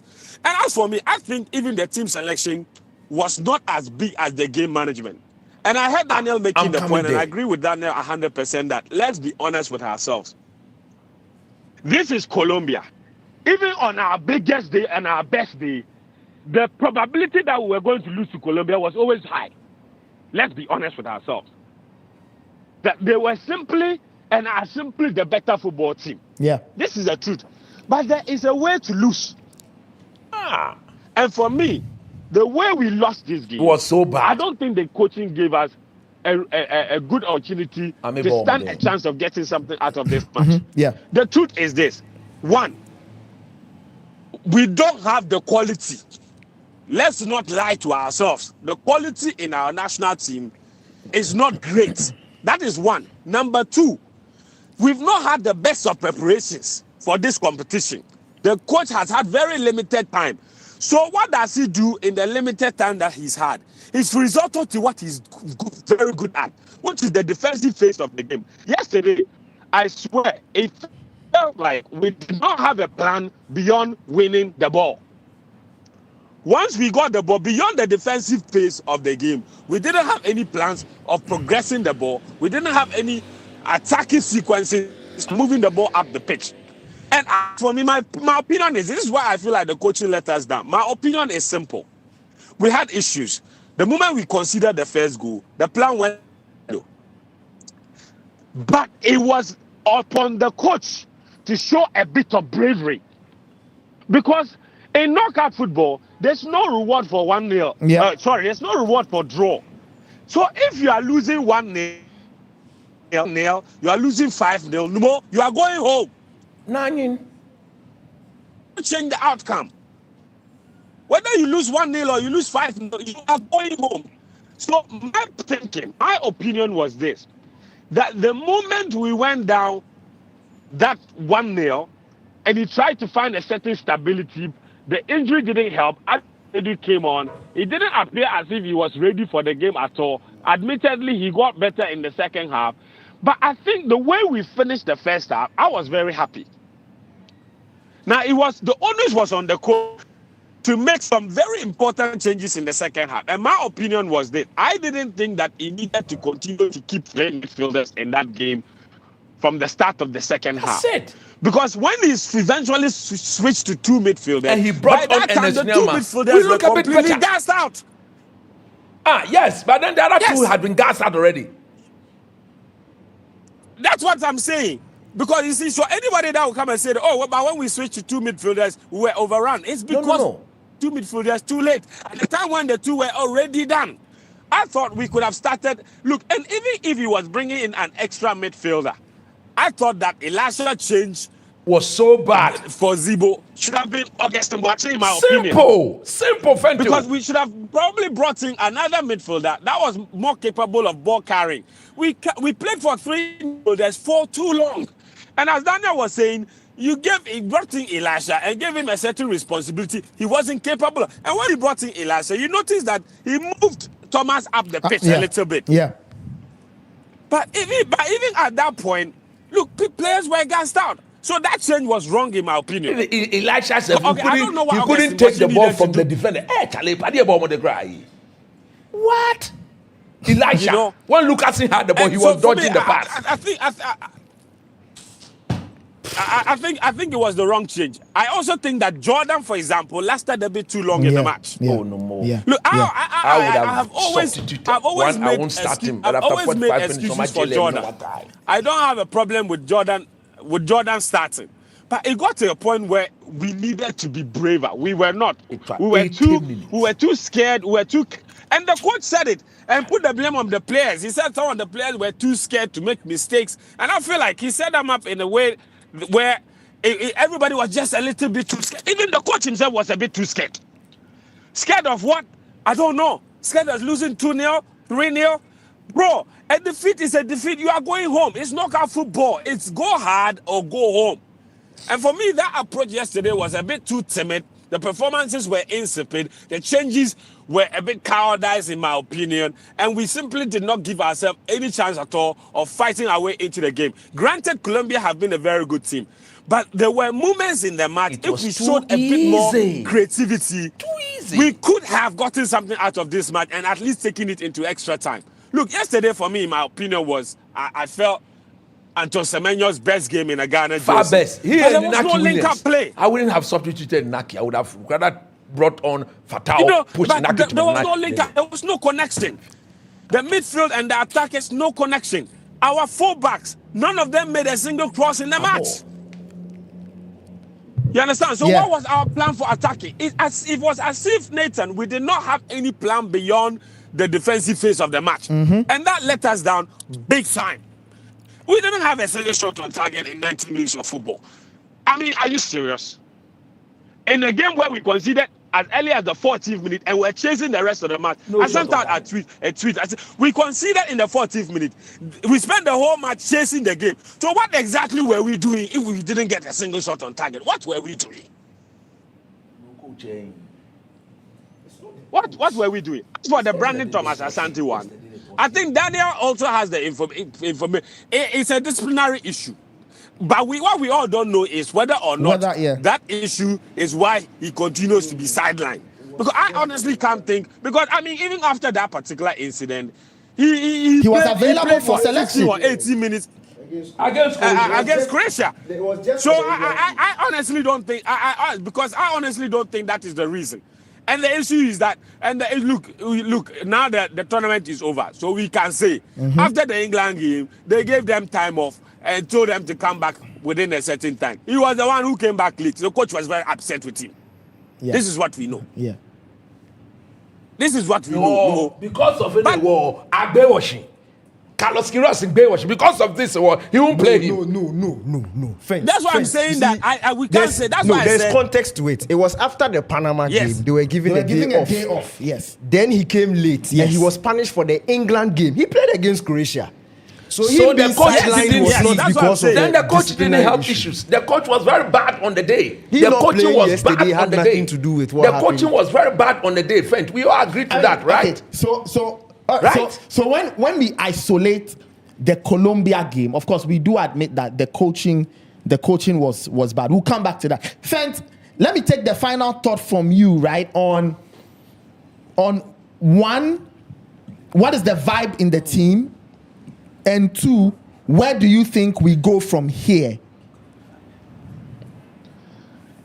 I think before, it's very interesting because before the Colombia match, when we speak to people in camp, there was an overwhelming thought and belief that the coach Carlos Queiroz should continue irrespective of what happened against Colombia. I think there were expectations that perhaps he would exit against Colombia. But I think the point we are making about the quality of the coaching from yesterday is really set a lot of doubts in the minds of many people that were Carlos Queiroz converts. And at the moment, what I can say is that there is no overwhelming support for Carlos Queiroz to stay. So I will not be surprised if Carlos Queiroz is let go. Personally, I don't want him to stay. At the moment.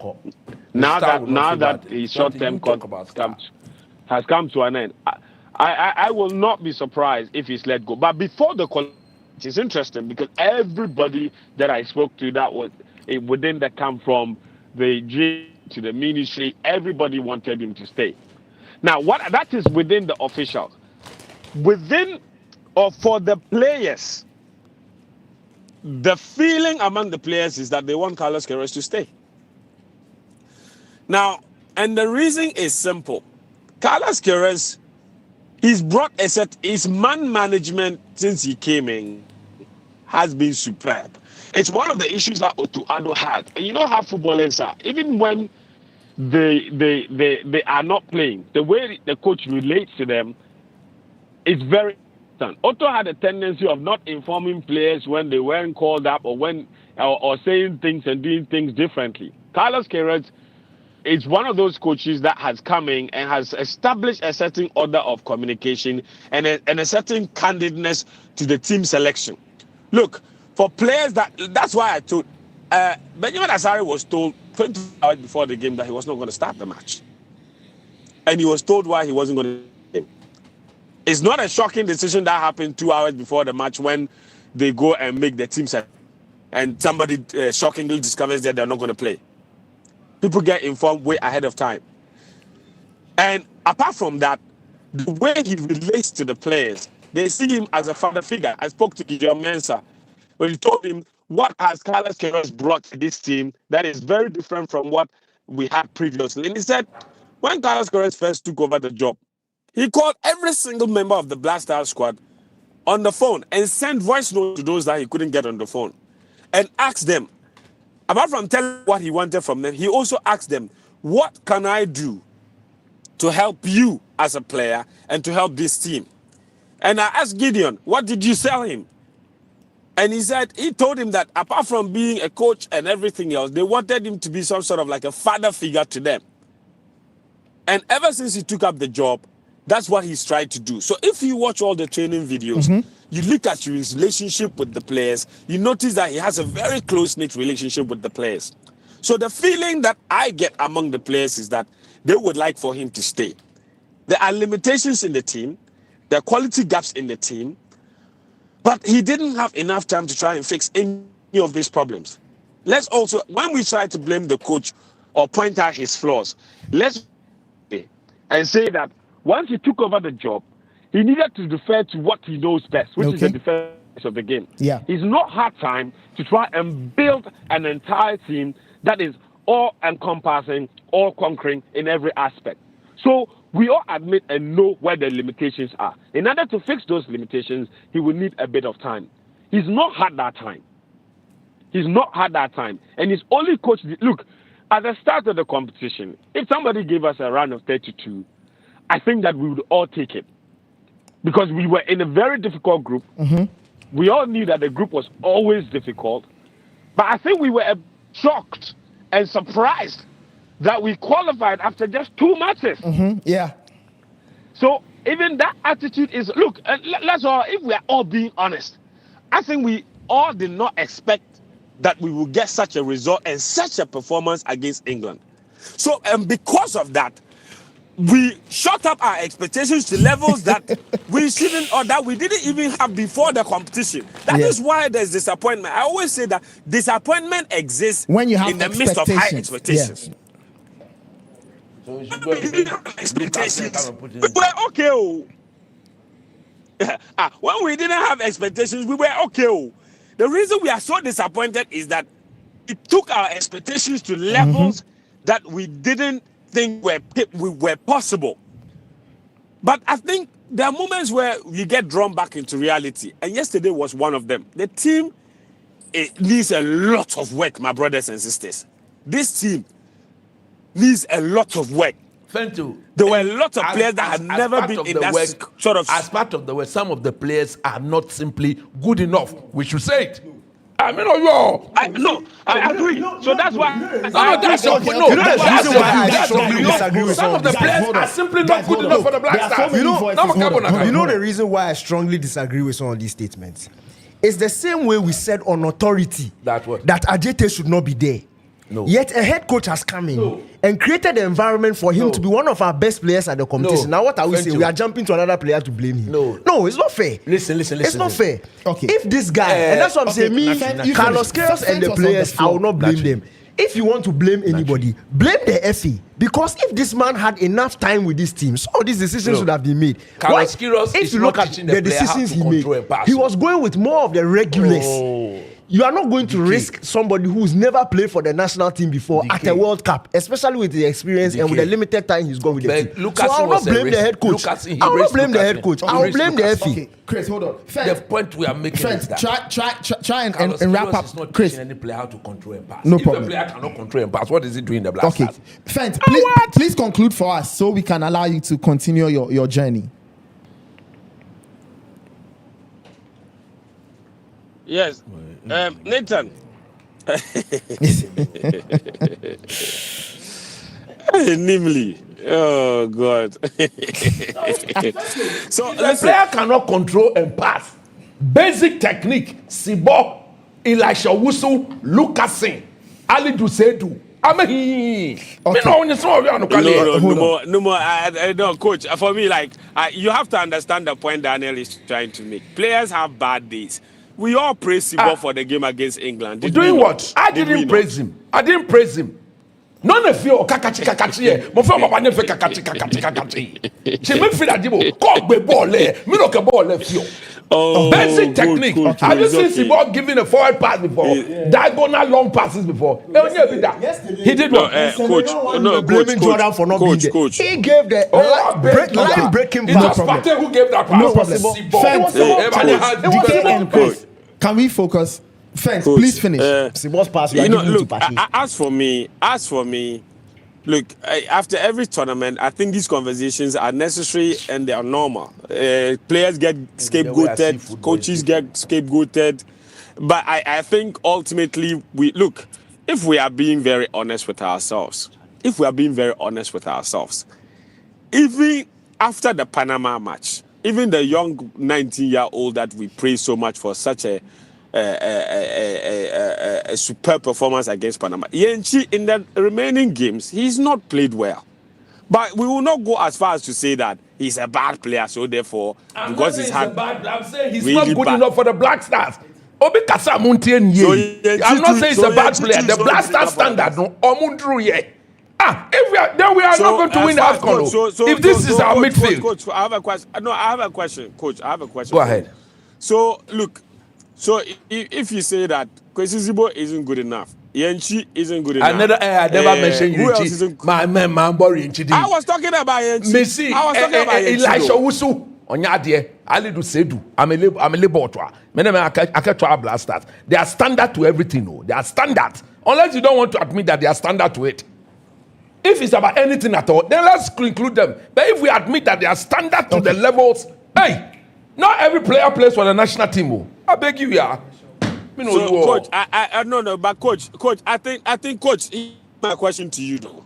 Every national team selects the best players available for the country. Okay. You think these are best at any given time? No, I'm coming. So in this exercise, if we do a simple exercise right now, I'm not trying to debate you about the quality and whether or not those players are good enough for the national team. I'm saying that let's assume that they are not good enough for the national team. And you have to get rid of them. And I ask you right now, in the places of the ones whose names you have mentioned, which players are good enough to replace them?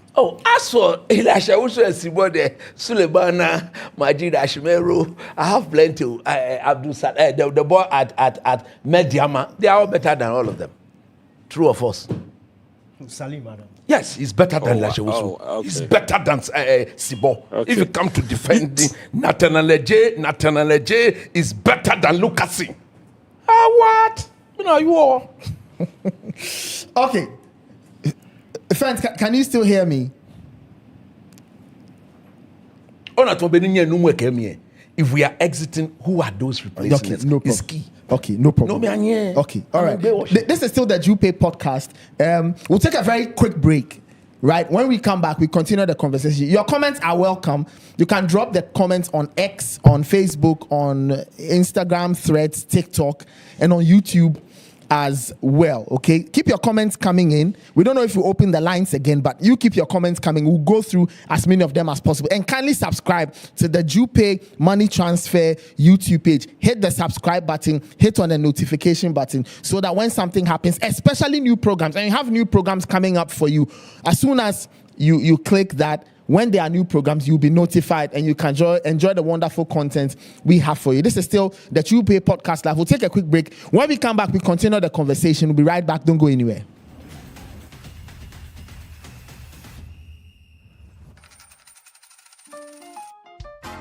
Send money home with no headaches, with smiles on the faces of loved ones. It's convenient, fast and easy. Try me Jupay. Jupay has the best rates on market. We help you make the most of your money. Meet a need, send via Jupay. Try me Jupay.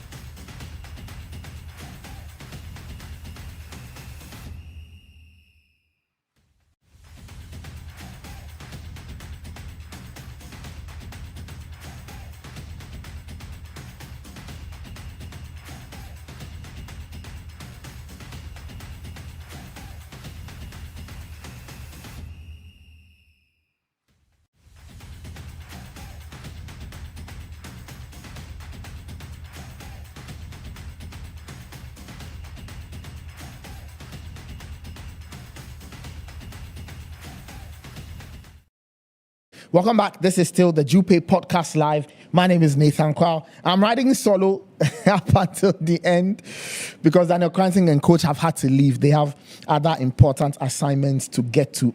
In the meantime, you can send in your comments. We'll take some calls a little later before we close out.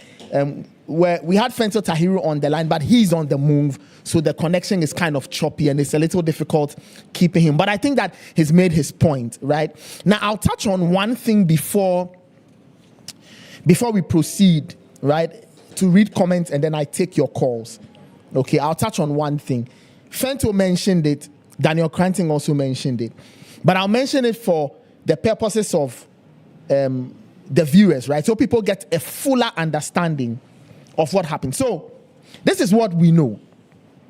Now, if anybody watched the Ghana-England game, you notice that Brandon Thomas Asante did not play that game, right? He did not play that game. And there is a reason to it, okay? There's a reason why Brandon Thomas Asante did not play that game. Now, this is what we know. We do know that after Ghana beat Panama, Coach Carlos Queiroz and the technical team gave the players a day off. It's a very regular thing that happens in competitions. Even in club football, it happens. So they gave the players a day off to go and relax and chill. Sometimes you do that. You unplug out of the football to relax a little, walk around, de-stress, and then come back. Now, they were giving a day off. The catch was that curfew time was 11 p.m. This is what we know, right? This is what we know. That curfew time was 11 p.m. And then, from the information we gathered, Brandon Thomas Asante, it turns out, got to camp late. Right? He got to camp late. He got back after the curfew time. Carlos Queiroz, as head coach, found out, and then he dropped the player for the England game. So if you notice, Brandon Thomas Asante did not play against England. He didn't have a minute at all. He was with the team, he warmed up, but he did not play. That was the call made by Carlos Queiroz, from what we've gathered.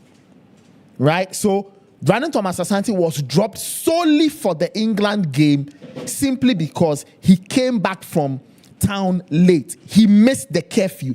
Curfew was 11 p.m. He missed the curfew. And then he was dropped for the England game. That is what we've gathered. Okay? I asked one or two people working with the team for comments. Some declined comments. Some said it wasn't true. But do I expect something like that from them? Obviously, they will try and protect the team. And it's fair. But this is what we know. That Brandon Thomas Asante reported late from the day out, and then he came after curfew, so he was dropped for the England game. So that was that for the England game. He was available for selection against Croatia, and if memory serves, he did play a part of that Croatia game. Let me go back to the match records of the day just to make sure that everything is intact, or everything played out, or everything just to prove, or to show what exactly happened. Okay, if you go into the England game, Brandon Thomas Asante entered the Croatia game. He entered the Croatia game in the 71st minute.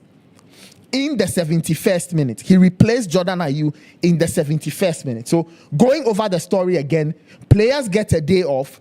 They are given time to report back to the hotel, and the curfew is 11 p.m. Brandon Thomas Asante misses the curfew time, and so he is dropped for the England game, solely for the England game. He is available for selection against Panama.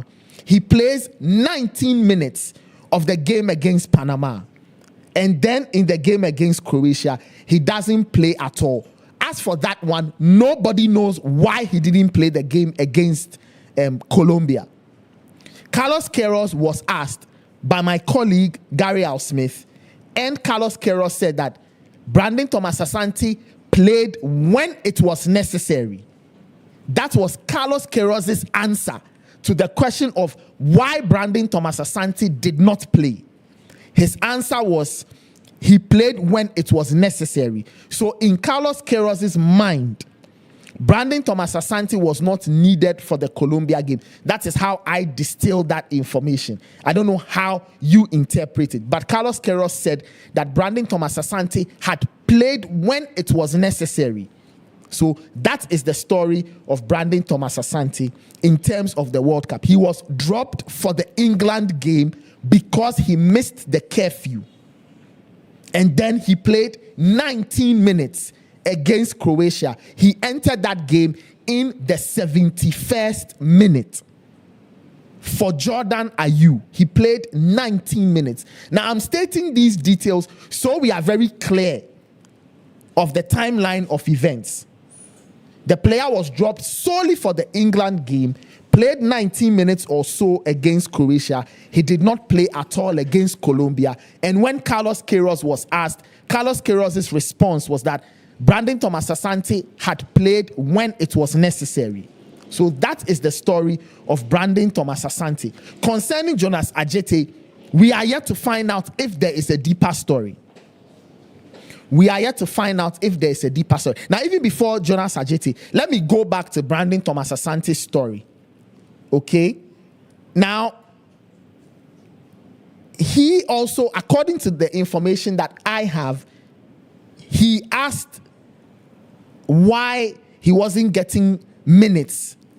And he was told, at least in terms of prepping for the Croatia game or in between the England and Croatia game, according to what I have also gathered, he trained fine and all of that. He wanted to find out why he wasn't getting more minutes. And the response was that everything was okay. He would get his minutes as and when he needed to get his minutes. Now, some other pieces of information also state that in terms of training, his attitude was fine and all of that. So nobody knows if there was a deeper problem as to why he didn't play against Colombia, or he just wasn't fancied by Carlos Queiroz. However, I have hinted at Carlos Queiroz's response to Gary Al-Smith's question about why he didn't play, and the quotes are there. They are public knowledge. You can find them. He said Brandon Thomas Asante had played when it was necessary. That was his answer that he gave when asked about why Brandon Thomas Asante did not play or get minutes against Colombia. I hope that puts that story to bed, because the whole day people have been up in arms asking questions and saying all kinds of things. That is the story of Brandon Thomas Asante. Concerning Jonas Adjetey, nobody knows. And we are asking questions. Nobody has told us the reason why Jonas Adjetey had a good run and then he didn't play against Colombia. Now, let me check. Jonas Adjetey, if you remember, started the game against Croatia.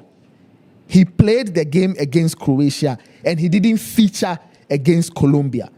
Meanwhile, he wasn't injured, so we'll have to wait and see. But the point is that in football, coaches make decisions all the time.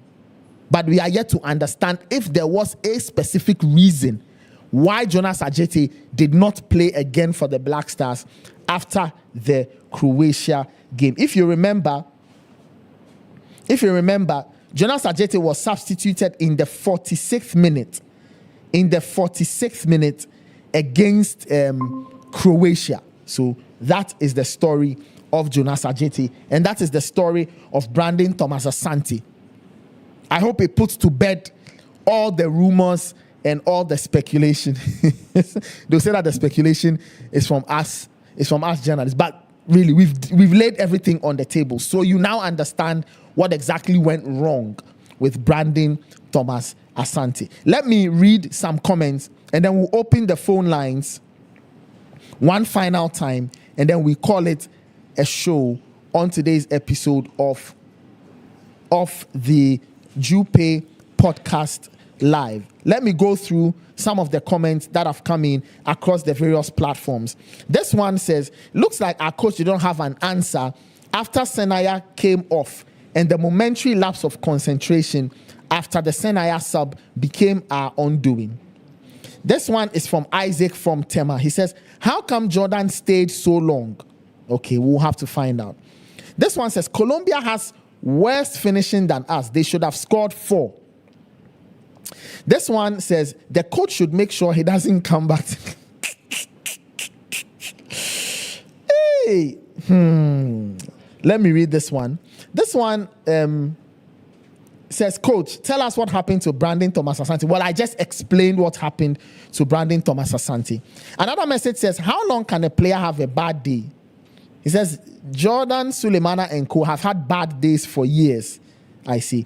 This one says, we're all expecting a Cape Verde fight from the heart. Our players have no passion. This one says, as for this one, I agree with Nimli. Some of the players don't belong in the Black Stars. Players who cannot pass and control. Somebody says, Obi Mikel pass the ball forward more. Another comment says, man management that makes Jordan play 80 minutes. Is that proper man management? Carlos has to go.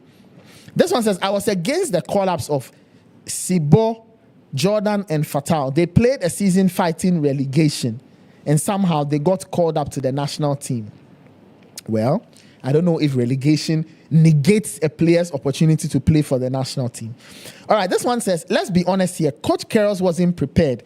He really didn't know his players, so he was always going to rely on someone on the bench to whisper to him which players were capable. So he was always going to be influenced. We can't blame him too much. We just know he's a very boring coach when it comes to football. We Ghanaians don't want our Black Stars to play defensive and boring football. Let's get rid of him. Okay? This one says, we didn't even have the quality to go ahead. And he says, sometimes you just don't win. Let's not always blame people for the defeat. I see. The final message I will read before taking calls is from my very good friend, Coach Kwabena Danso. And he's watching us live on X. And he says, I think the coach made 4 tactical errors that resulted in the loss. The first one, defending too narrow and leaving wide spaces that make us susceptible to switches of play. 2, there was no compactness within our defensive block, and this mistake started against Croatia. 3, we struggled to know who and when to jump. Now, when coaches talk about jumping in tactics, they talk about, assume players are in a line of 4. And then somebody decides to leave the line to go and press. That is what is called jumping. Right? When a player leaves his position to go and press, that is what coaches refer to as jumping. And Coach Kwabena Danso believes that we struggle to know who and when to jump. And then 4, he says, our box defending was bad. This mistake started against Wales. And yesterday, there were 4 occasions when we left the opponents free in our own box. Then he concludes by saying, let us work on our team for the upcoming AFCON qualifiers. Thank you, Coach Danso, for those thoughts. Coach, we'll catch up on the other side on Monday. But thank you for those comments. And thank you to everybody watching. Thank you for your comments. Remember to subscribe to the Jupay Money Transfer YouTube channel. Click on the subscribe button, like, comment, share. Click on the notification button so that when there are new programs, new episodes, new uploads, you will see. Because we have new things coming for you in the coming football season, right? The Jupay Podcast is not ending with the World Cup. No, we have all kinds of amazing things in the pipeline for you ahead of the new football season. So like, comment, share, subscribe, and hit the notification button so that when something goes live, you'll be able to follow and you'll be able to enjoy the programming we have for you. Let's open the lines. Guys, can you give me the lines again? I can't seem to see it on my screen. Please give me the lines again. Please give me the lines again, right? So we can take some more calls. This is the Jupay Podcast Live. We'll take a few more calls and then we call it a show. I think we have a caller on the line. Hello? Hello? Yeah. Hello? Hi, can you hear me? Yes, I can hear you. What's your name and where are you calling from, please? My name is Yao and I'm calling from Toronto. All right. You're calling us from Toronto. Please go ahead. Well, I think the Black Stars, first of all, deserve to be commended for their performance. I was at all the 3 group games, and I think we played. Yeah, I think we played really well.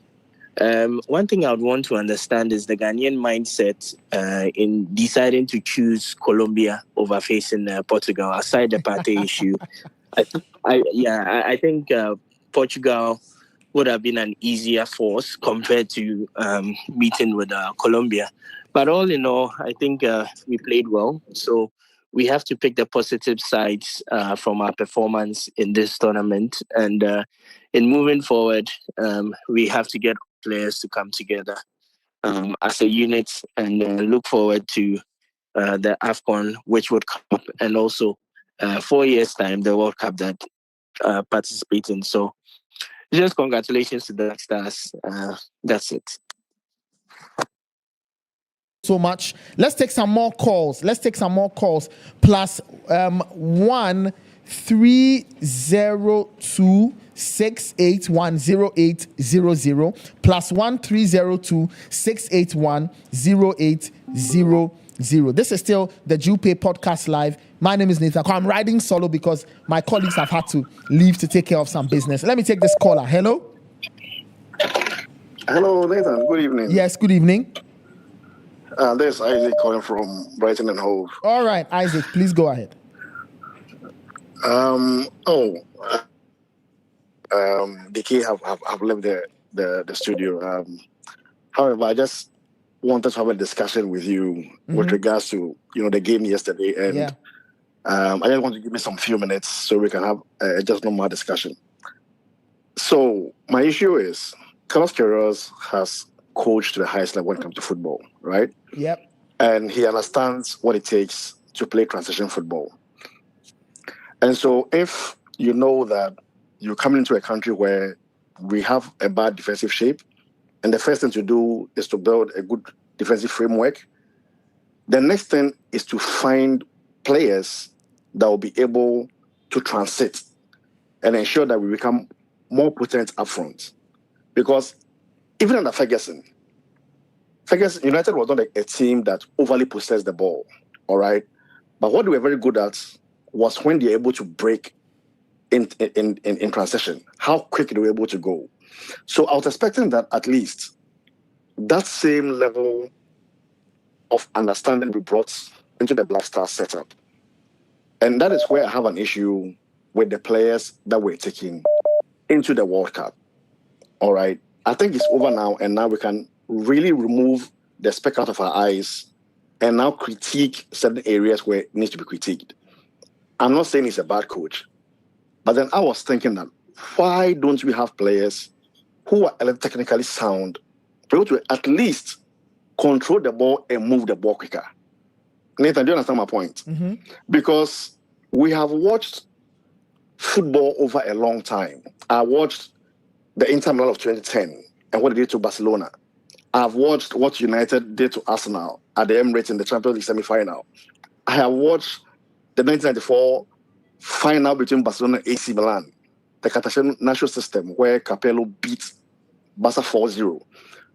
And in all this, there are some elements of technical players in there that are able to pass and move the ball quicker. You understand? Because you can't only defend without being potent. We all watched what Costa Rica did in 2014. You understand? Mm-hmm. Beating the likes of Italy and England and Uruguay. Even look at the Netherlands team that beat the defending champions of Spain in 2014. You could see how Van Gaal shaped up and how potent they were when they went up front with the likes of Iron Robin and the Van Persies. And I was expecting that at least, if we are going to defend in low and mid blocks, who are players who are going to really take the ball when we are in possession, not necessarily being in possession for 50% of the game, but then possess the ball for a reasonable amount and then hit the transitions well. I think that is where we lost the plot. Because if you bring in somebody like Elisha Owusu, in the last minute, see, I went to work. I stayed, didn't sleep. I had to take my son for football today. I've not slept. to watch the game, and I was so pissed to the point that you could get a ball in the last ambers of the game, and he can't even find any player but takes the ball back. I don't know whether you watched that. He took the ball back to his defender. Whilst it was just 2 minutes, 3 minutes to go. Take the ball up, let go and fight it up there. I think we should really look at everything again.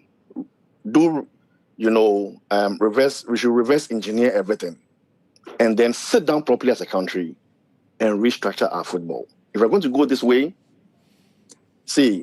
we are always going to get into these arguments and these conversations because we are only not building a foundation. We are only piling up more weight up there, and eventually it's all going to crumple down. That's all I have to say, Nathan. All right. Thank you. This is still the Jupay Podcast Live. You can give us a call. We'll take a few more calls, and then we will call it an evening. You can get in touch with us on the number.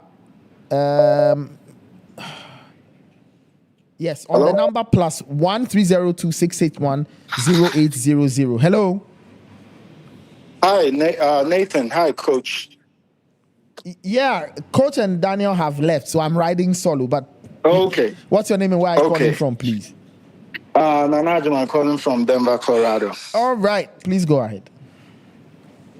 Okay, so Nathan, there's a saying that I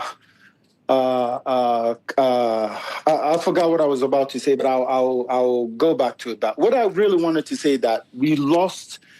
Yesterday's loss didn't start from 2 weeks ago, 1 month ago. They started from 6 months ago. Probably started from 6 years ago too, under this administration of football that we have. Look, this is the same old cycle, Nathan. This is the same old cycle under Keto Kreku and his boys. The same old cycle, Nathan. We just can't seem to get it right.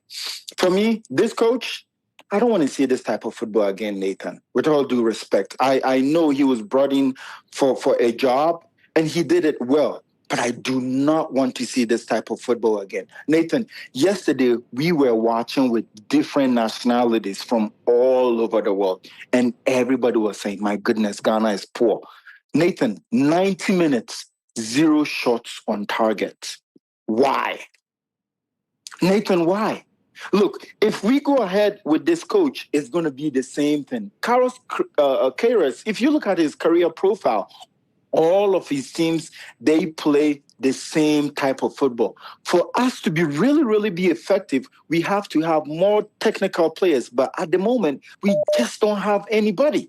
We are not developing them through under 17. We are not developing them through under 20. We are not developing them through under 23. So where are we going to get these type of players from? It took the GFA almost 6 years to get a replacement. And that Sanaya guy, look, we had to go and fight with Togo to get a qualified player. Imagine if Ali Seidu was the one playing. Just think about it for a second, Nathan.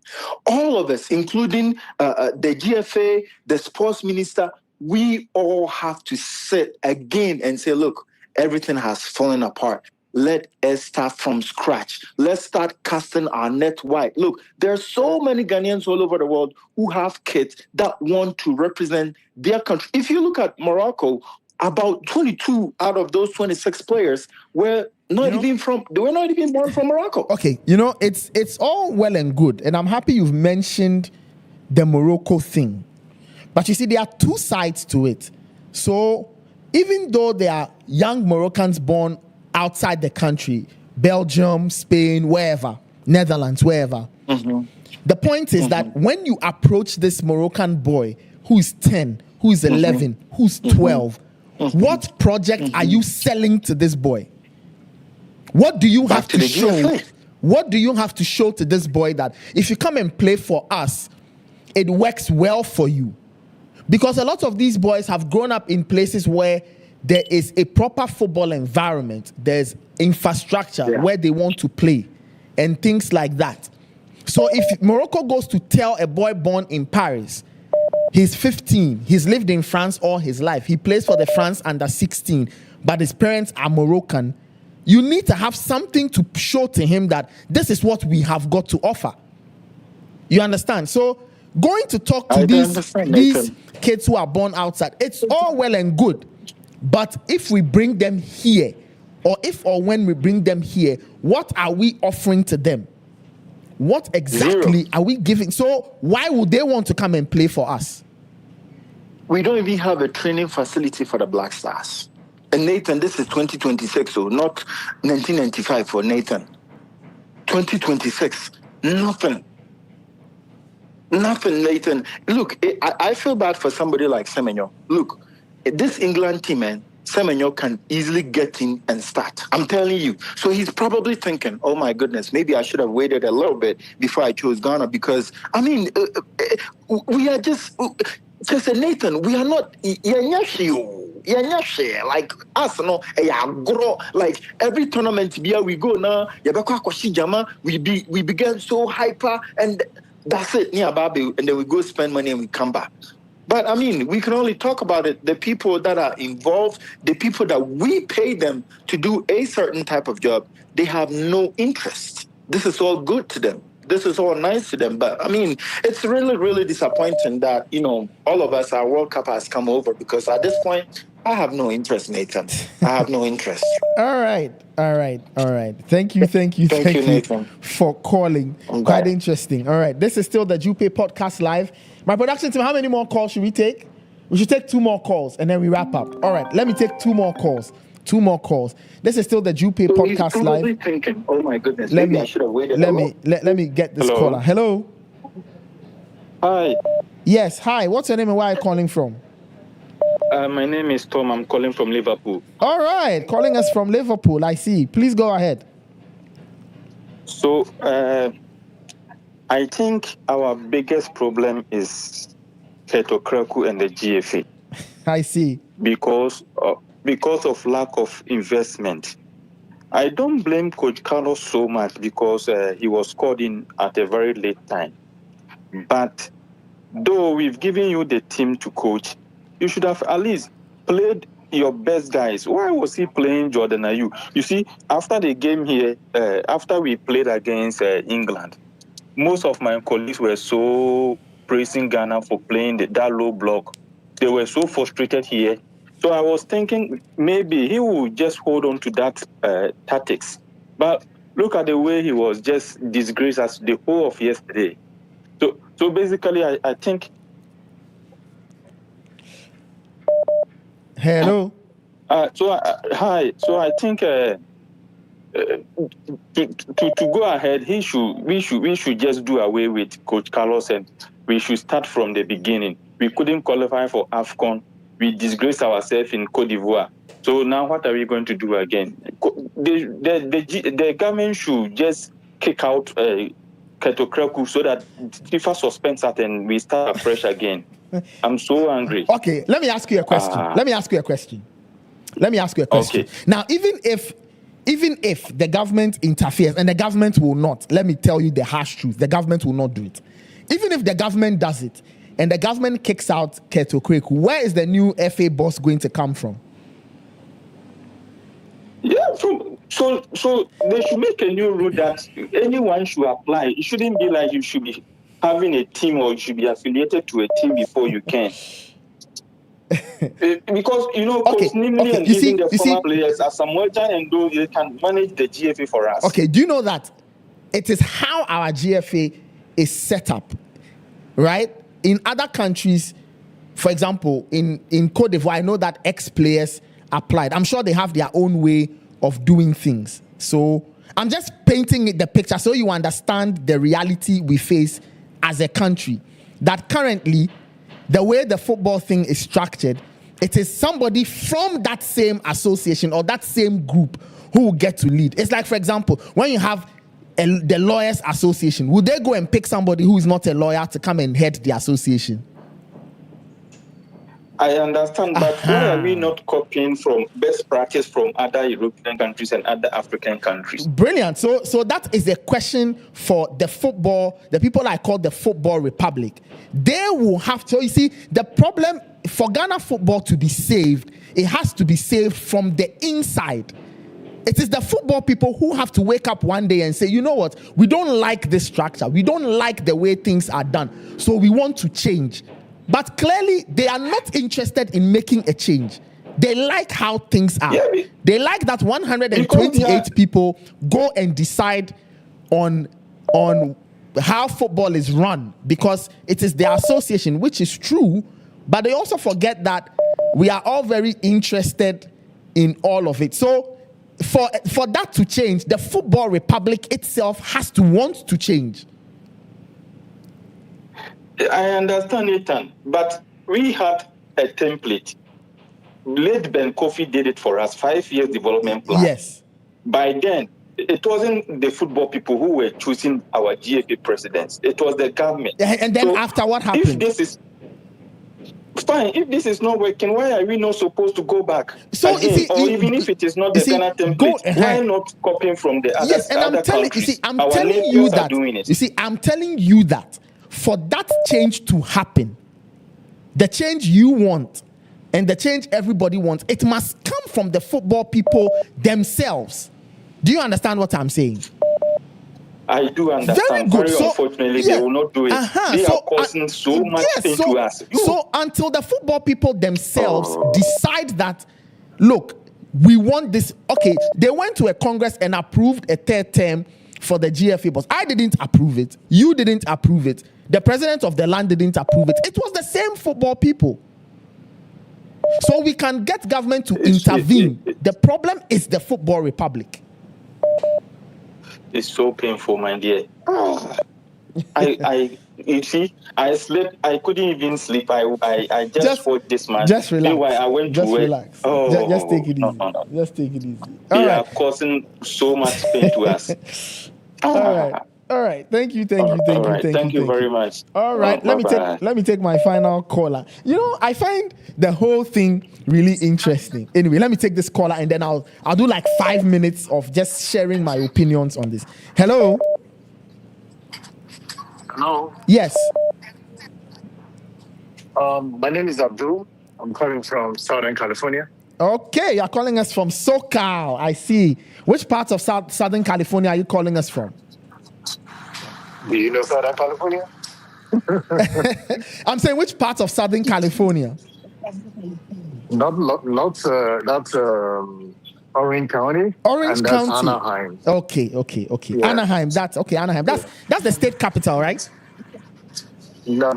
That's not the state capital. State capital is in the north. That's Sacramento. Okay, Sacramento. Sacramento is state capital. Yeah, that's not California. That's not in California. I see. Right. Please go ahead. Please go ahead. I called the last, I think maybe day before yesterday. Yeah. Like I said, I'm in Nigeria. Did you pick out? Maybe there's a glitch on it. I set it up, but there's no way for me to select Naira.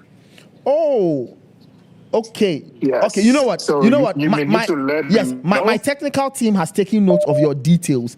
They will get in touch with you and walk you through the process. I'm sure there's a bit of an issue. But anyway, that aside, please go ahead. And then one more thing also, I don't know if there's any program in Ghana where one can make a donation to the relief for the flood victims. If there's any, please, you guys can send me a message as well. I would like to just make if I'm going to use Jupay, let me use Jupay in that means so that I can make some contribution to the relief of the victims of the flood in Accra. So, yeah. Okay, all right. There isn't an official program per se, but I'll ask around. Maybe there's a group you can help or something, but I will ask around for you. I really like to at least let me know if I'm doing something via Jupay. The first will be I can do it in CD, and then you can go to that account, whatever account it is that I'm provided with. All right, thank you so much. That's very noble.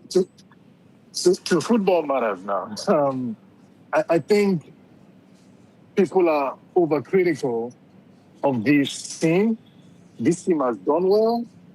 The coach has done well within the circumstances of where the team has found itself.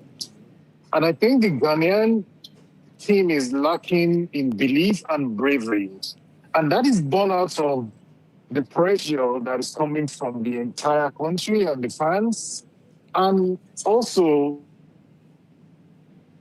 take it that FA is always going to be inefficient. It's the same across sub-Saharan Africa.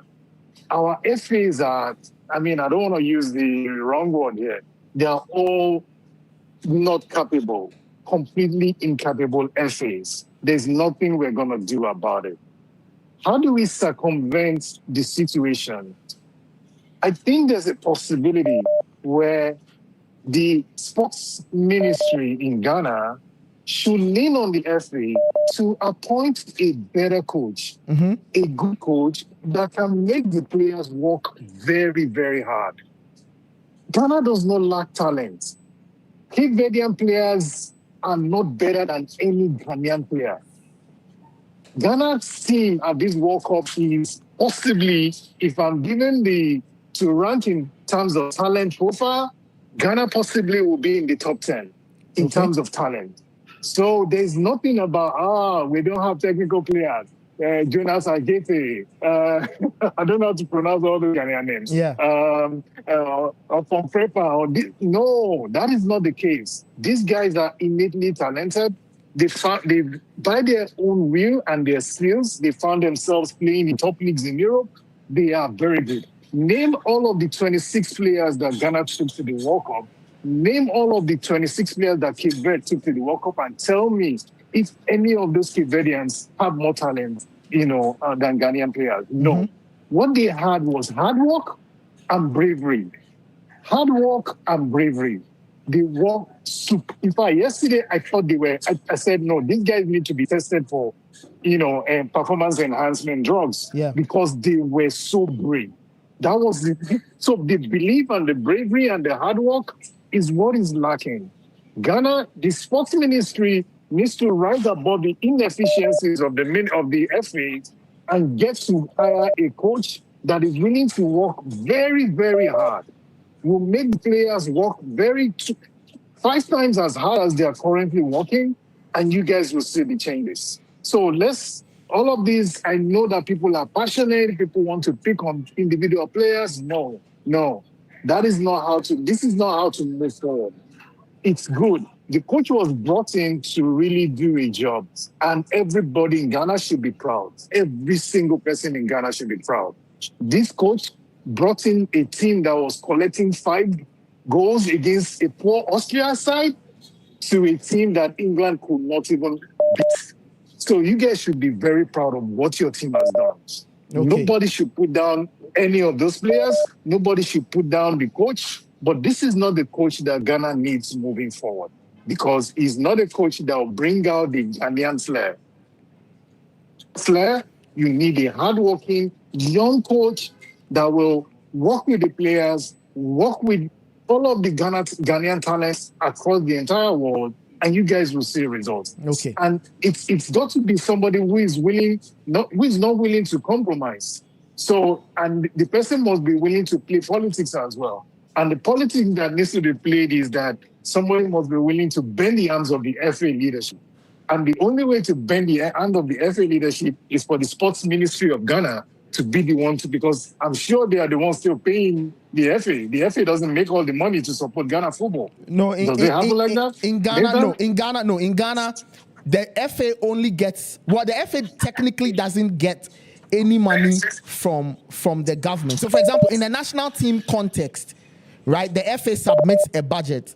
The government funds the budget, and then the government. But that is it, no. But that is it, Nathan. Yeah. They submit a budget to government. Government is still paying. Is still responsible for the point I want to make is that relax. The point I just want to make is that the government does not hand money to the FA directly.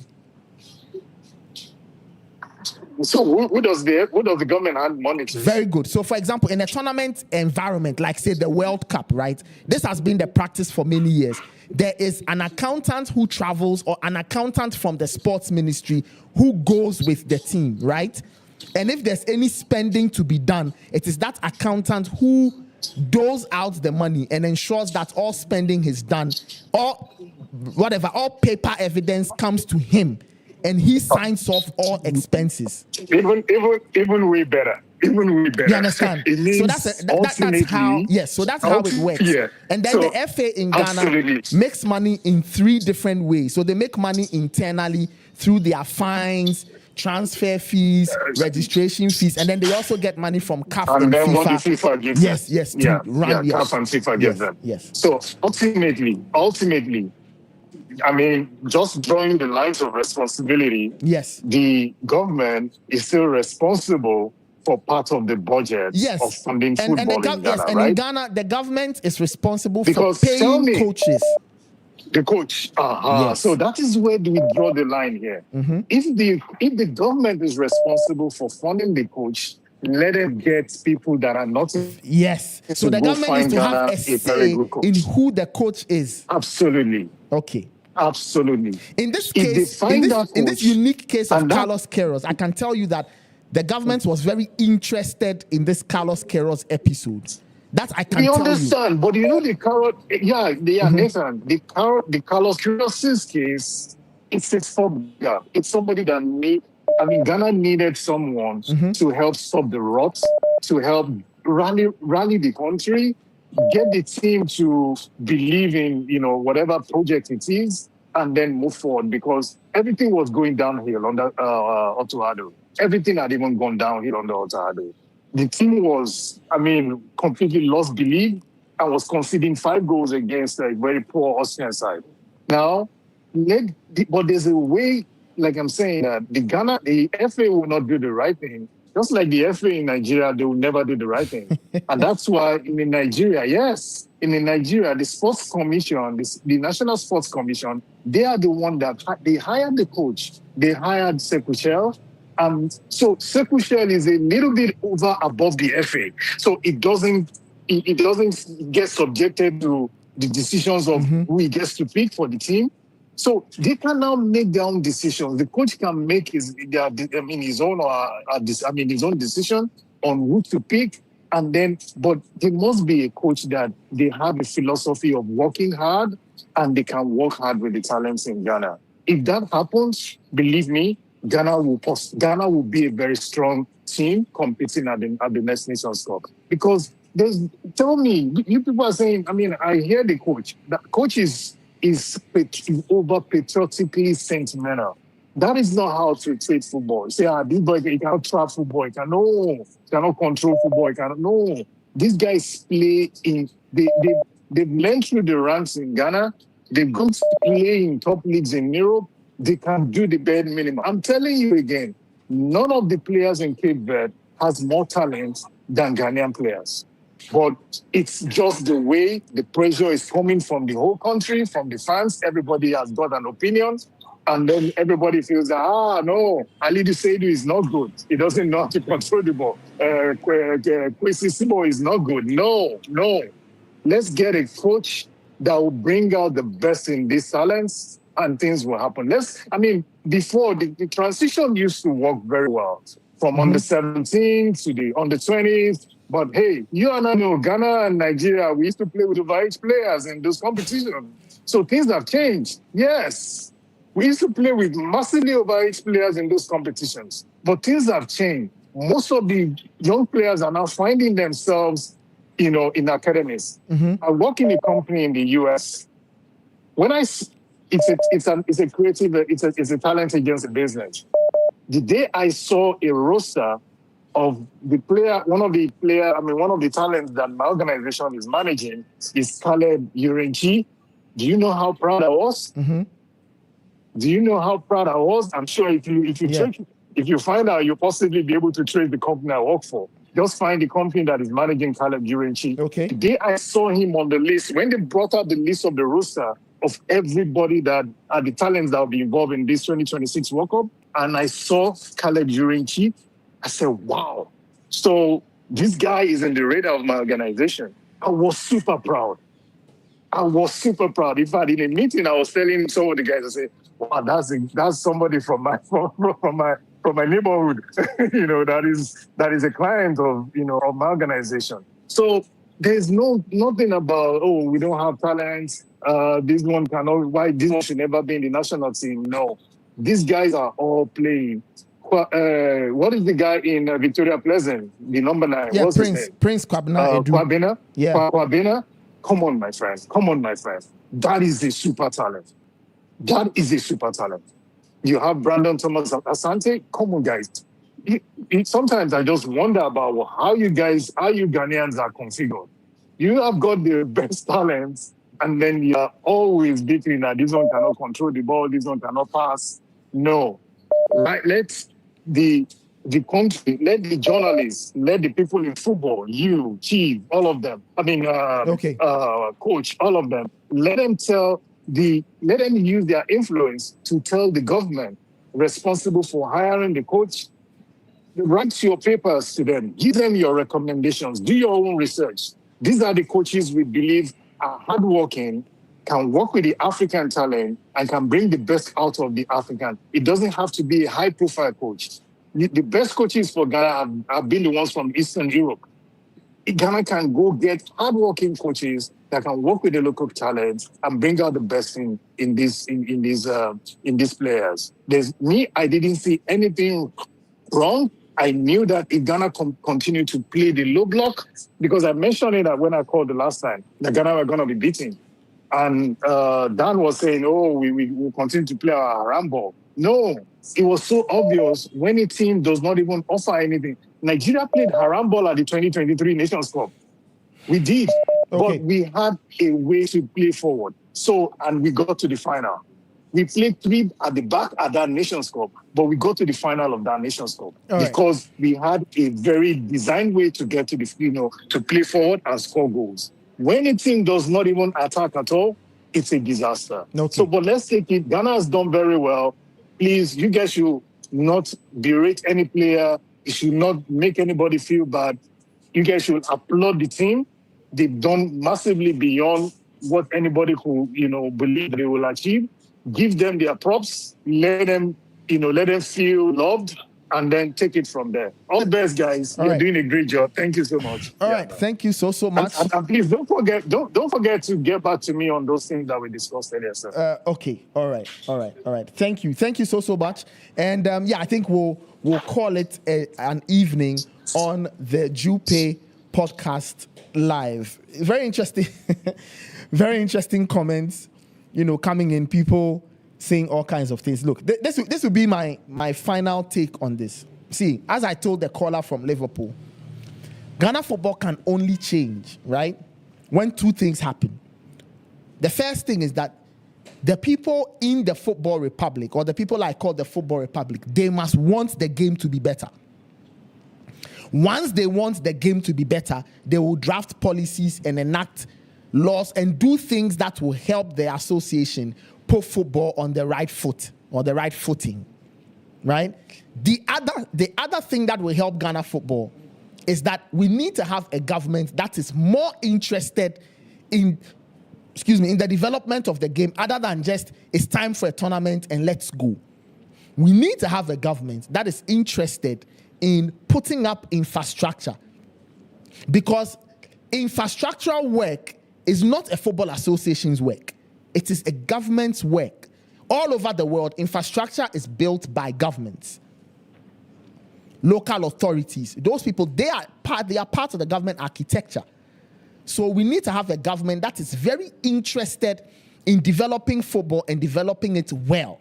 Now, how can government show interest? Putting infrastructure, commit more money to it, ensure that the local assembly is very involved in the infrastructure development, tie sports and education, right? Because all over the world, the best systems mix school and sports.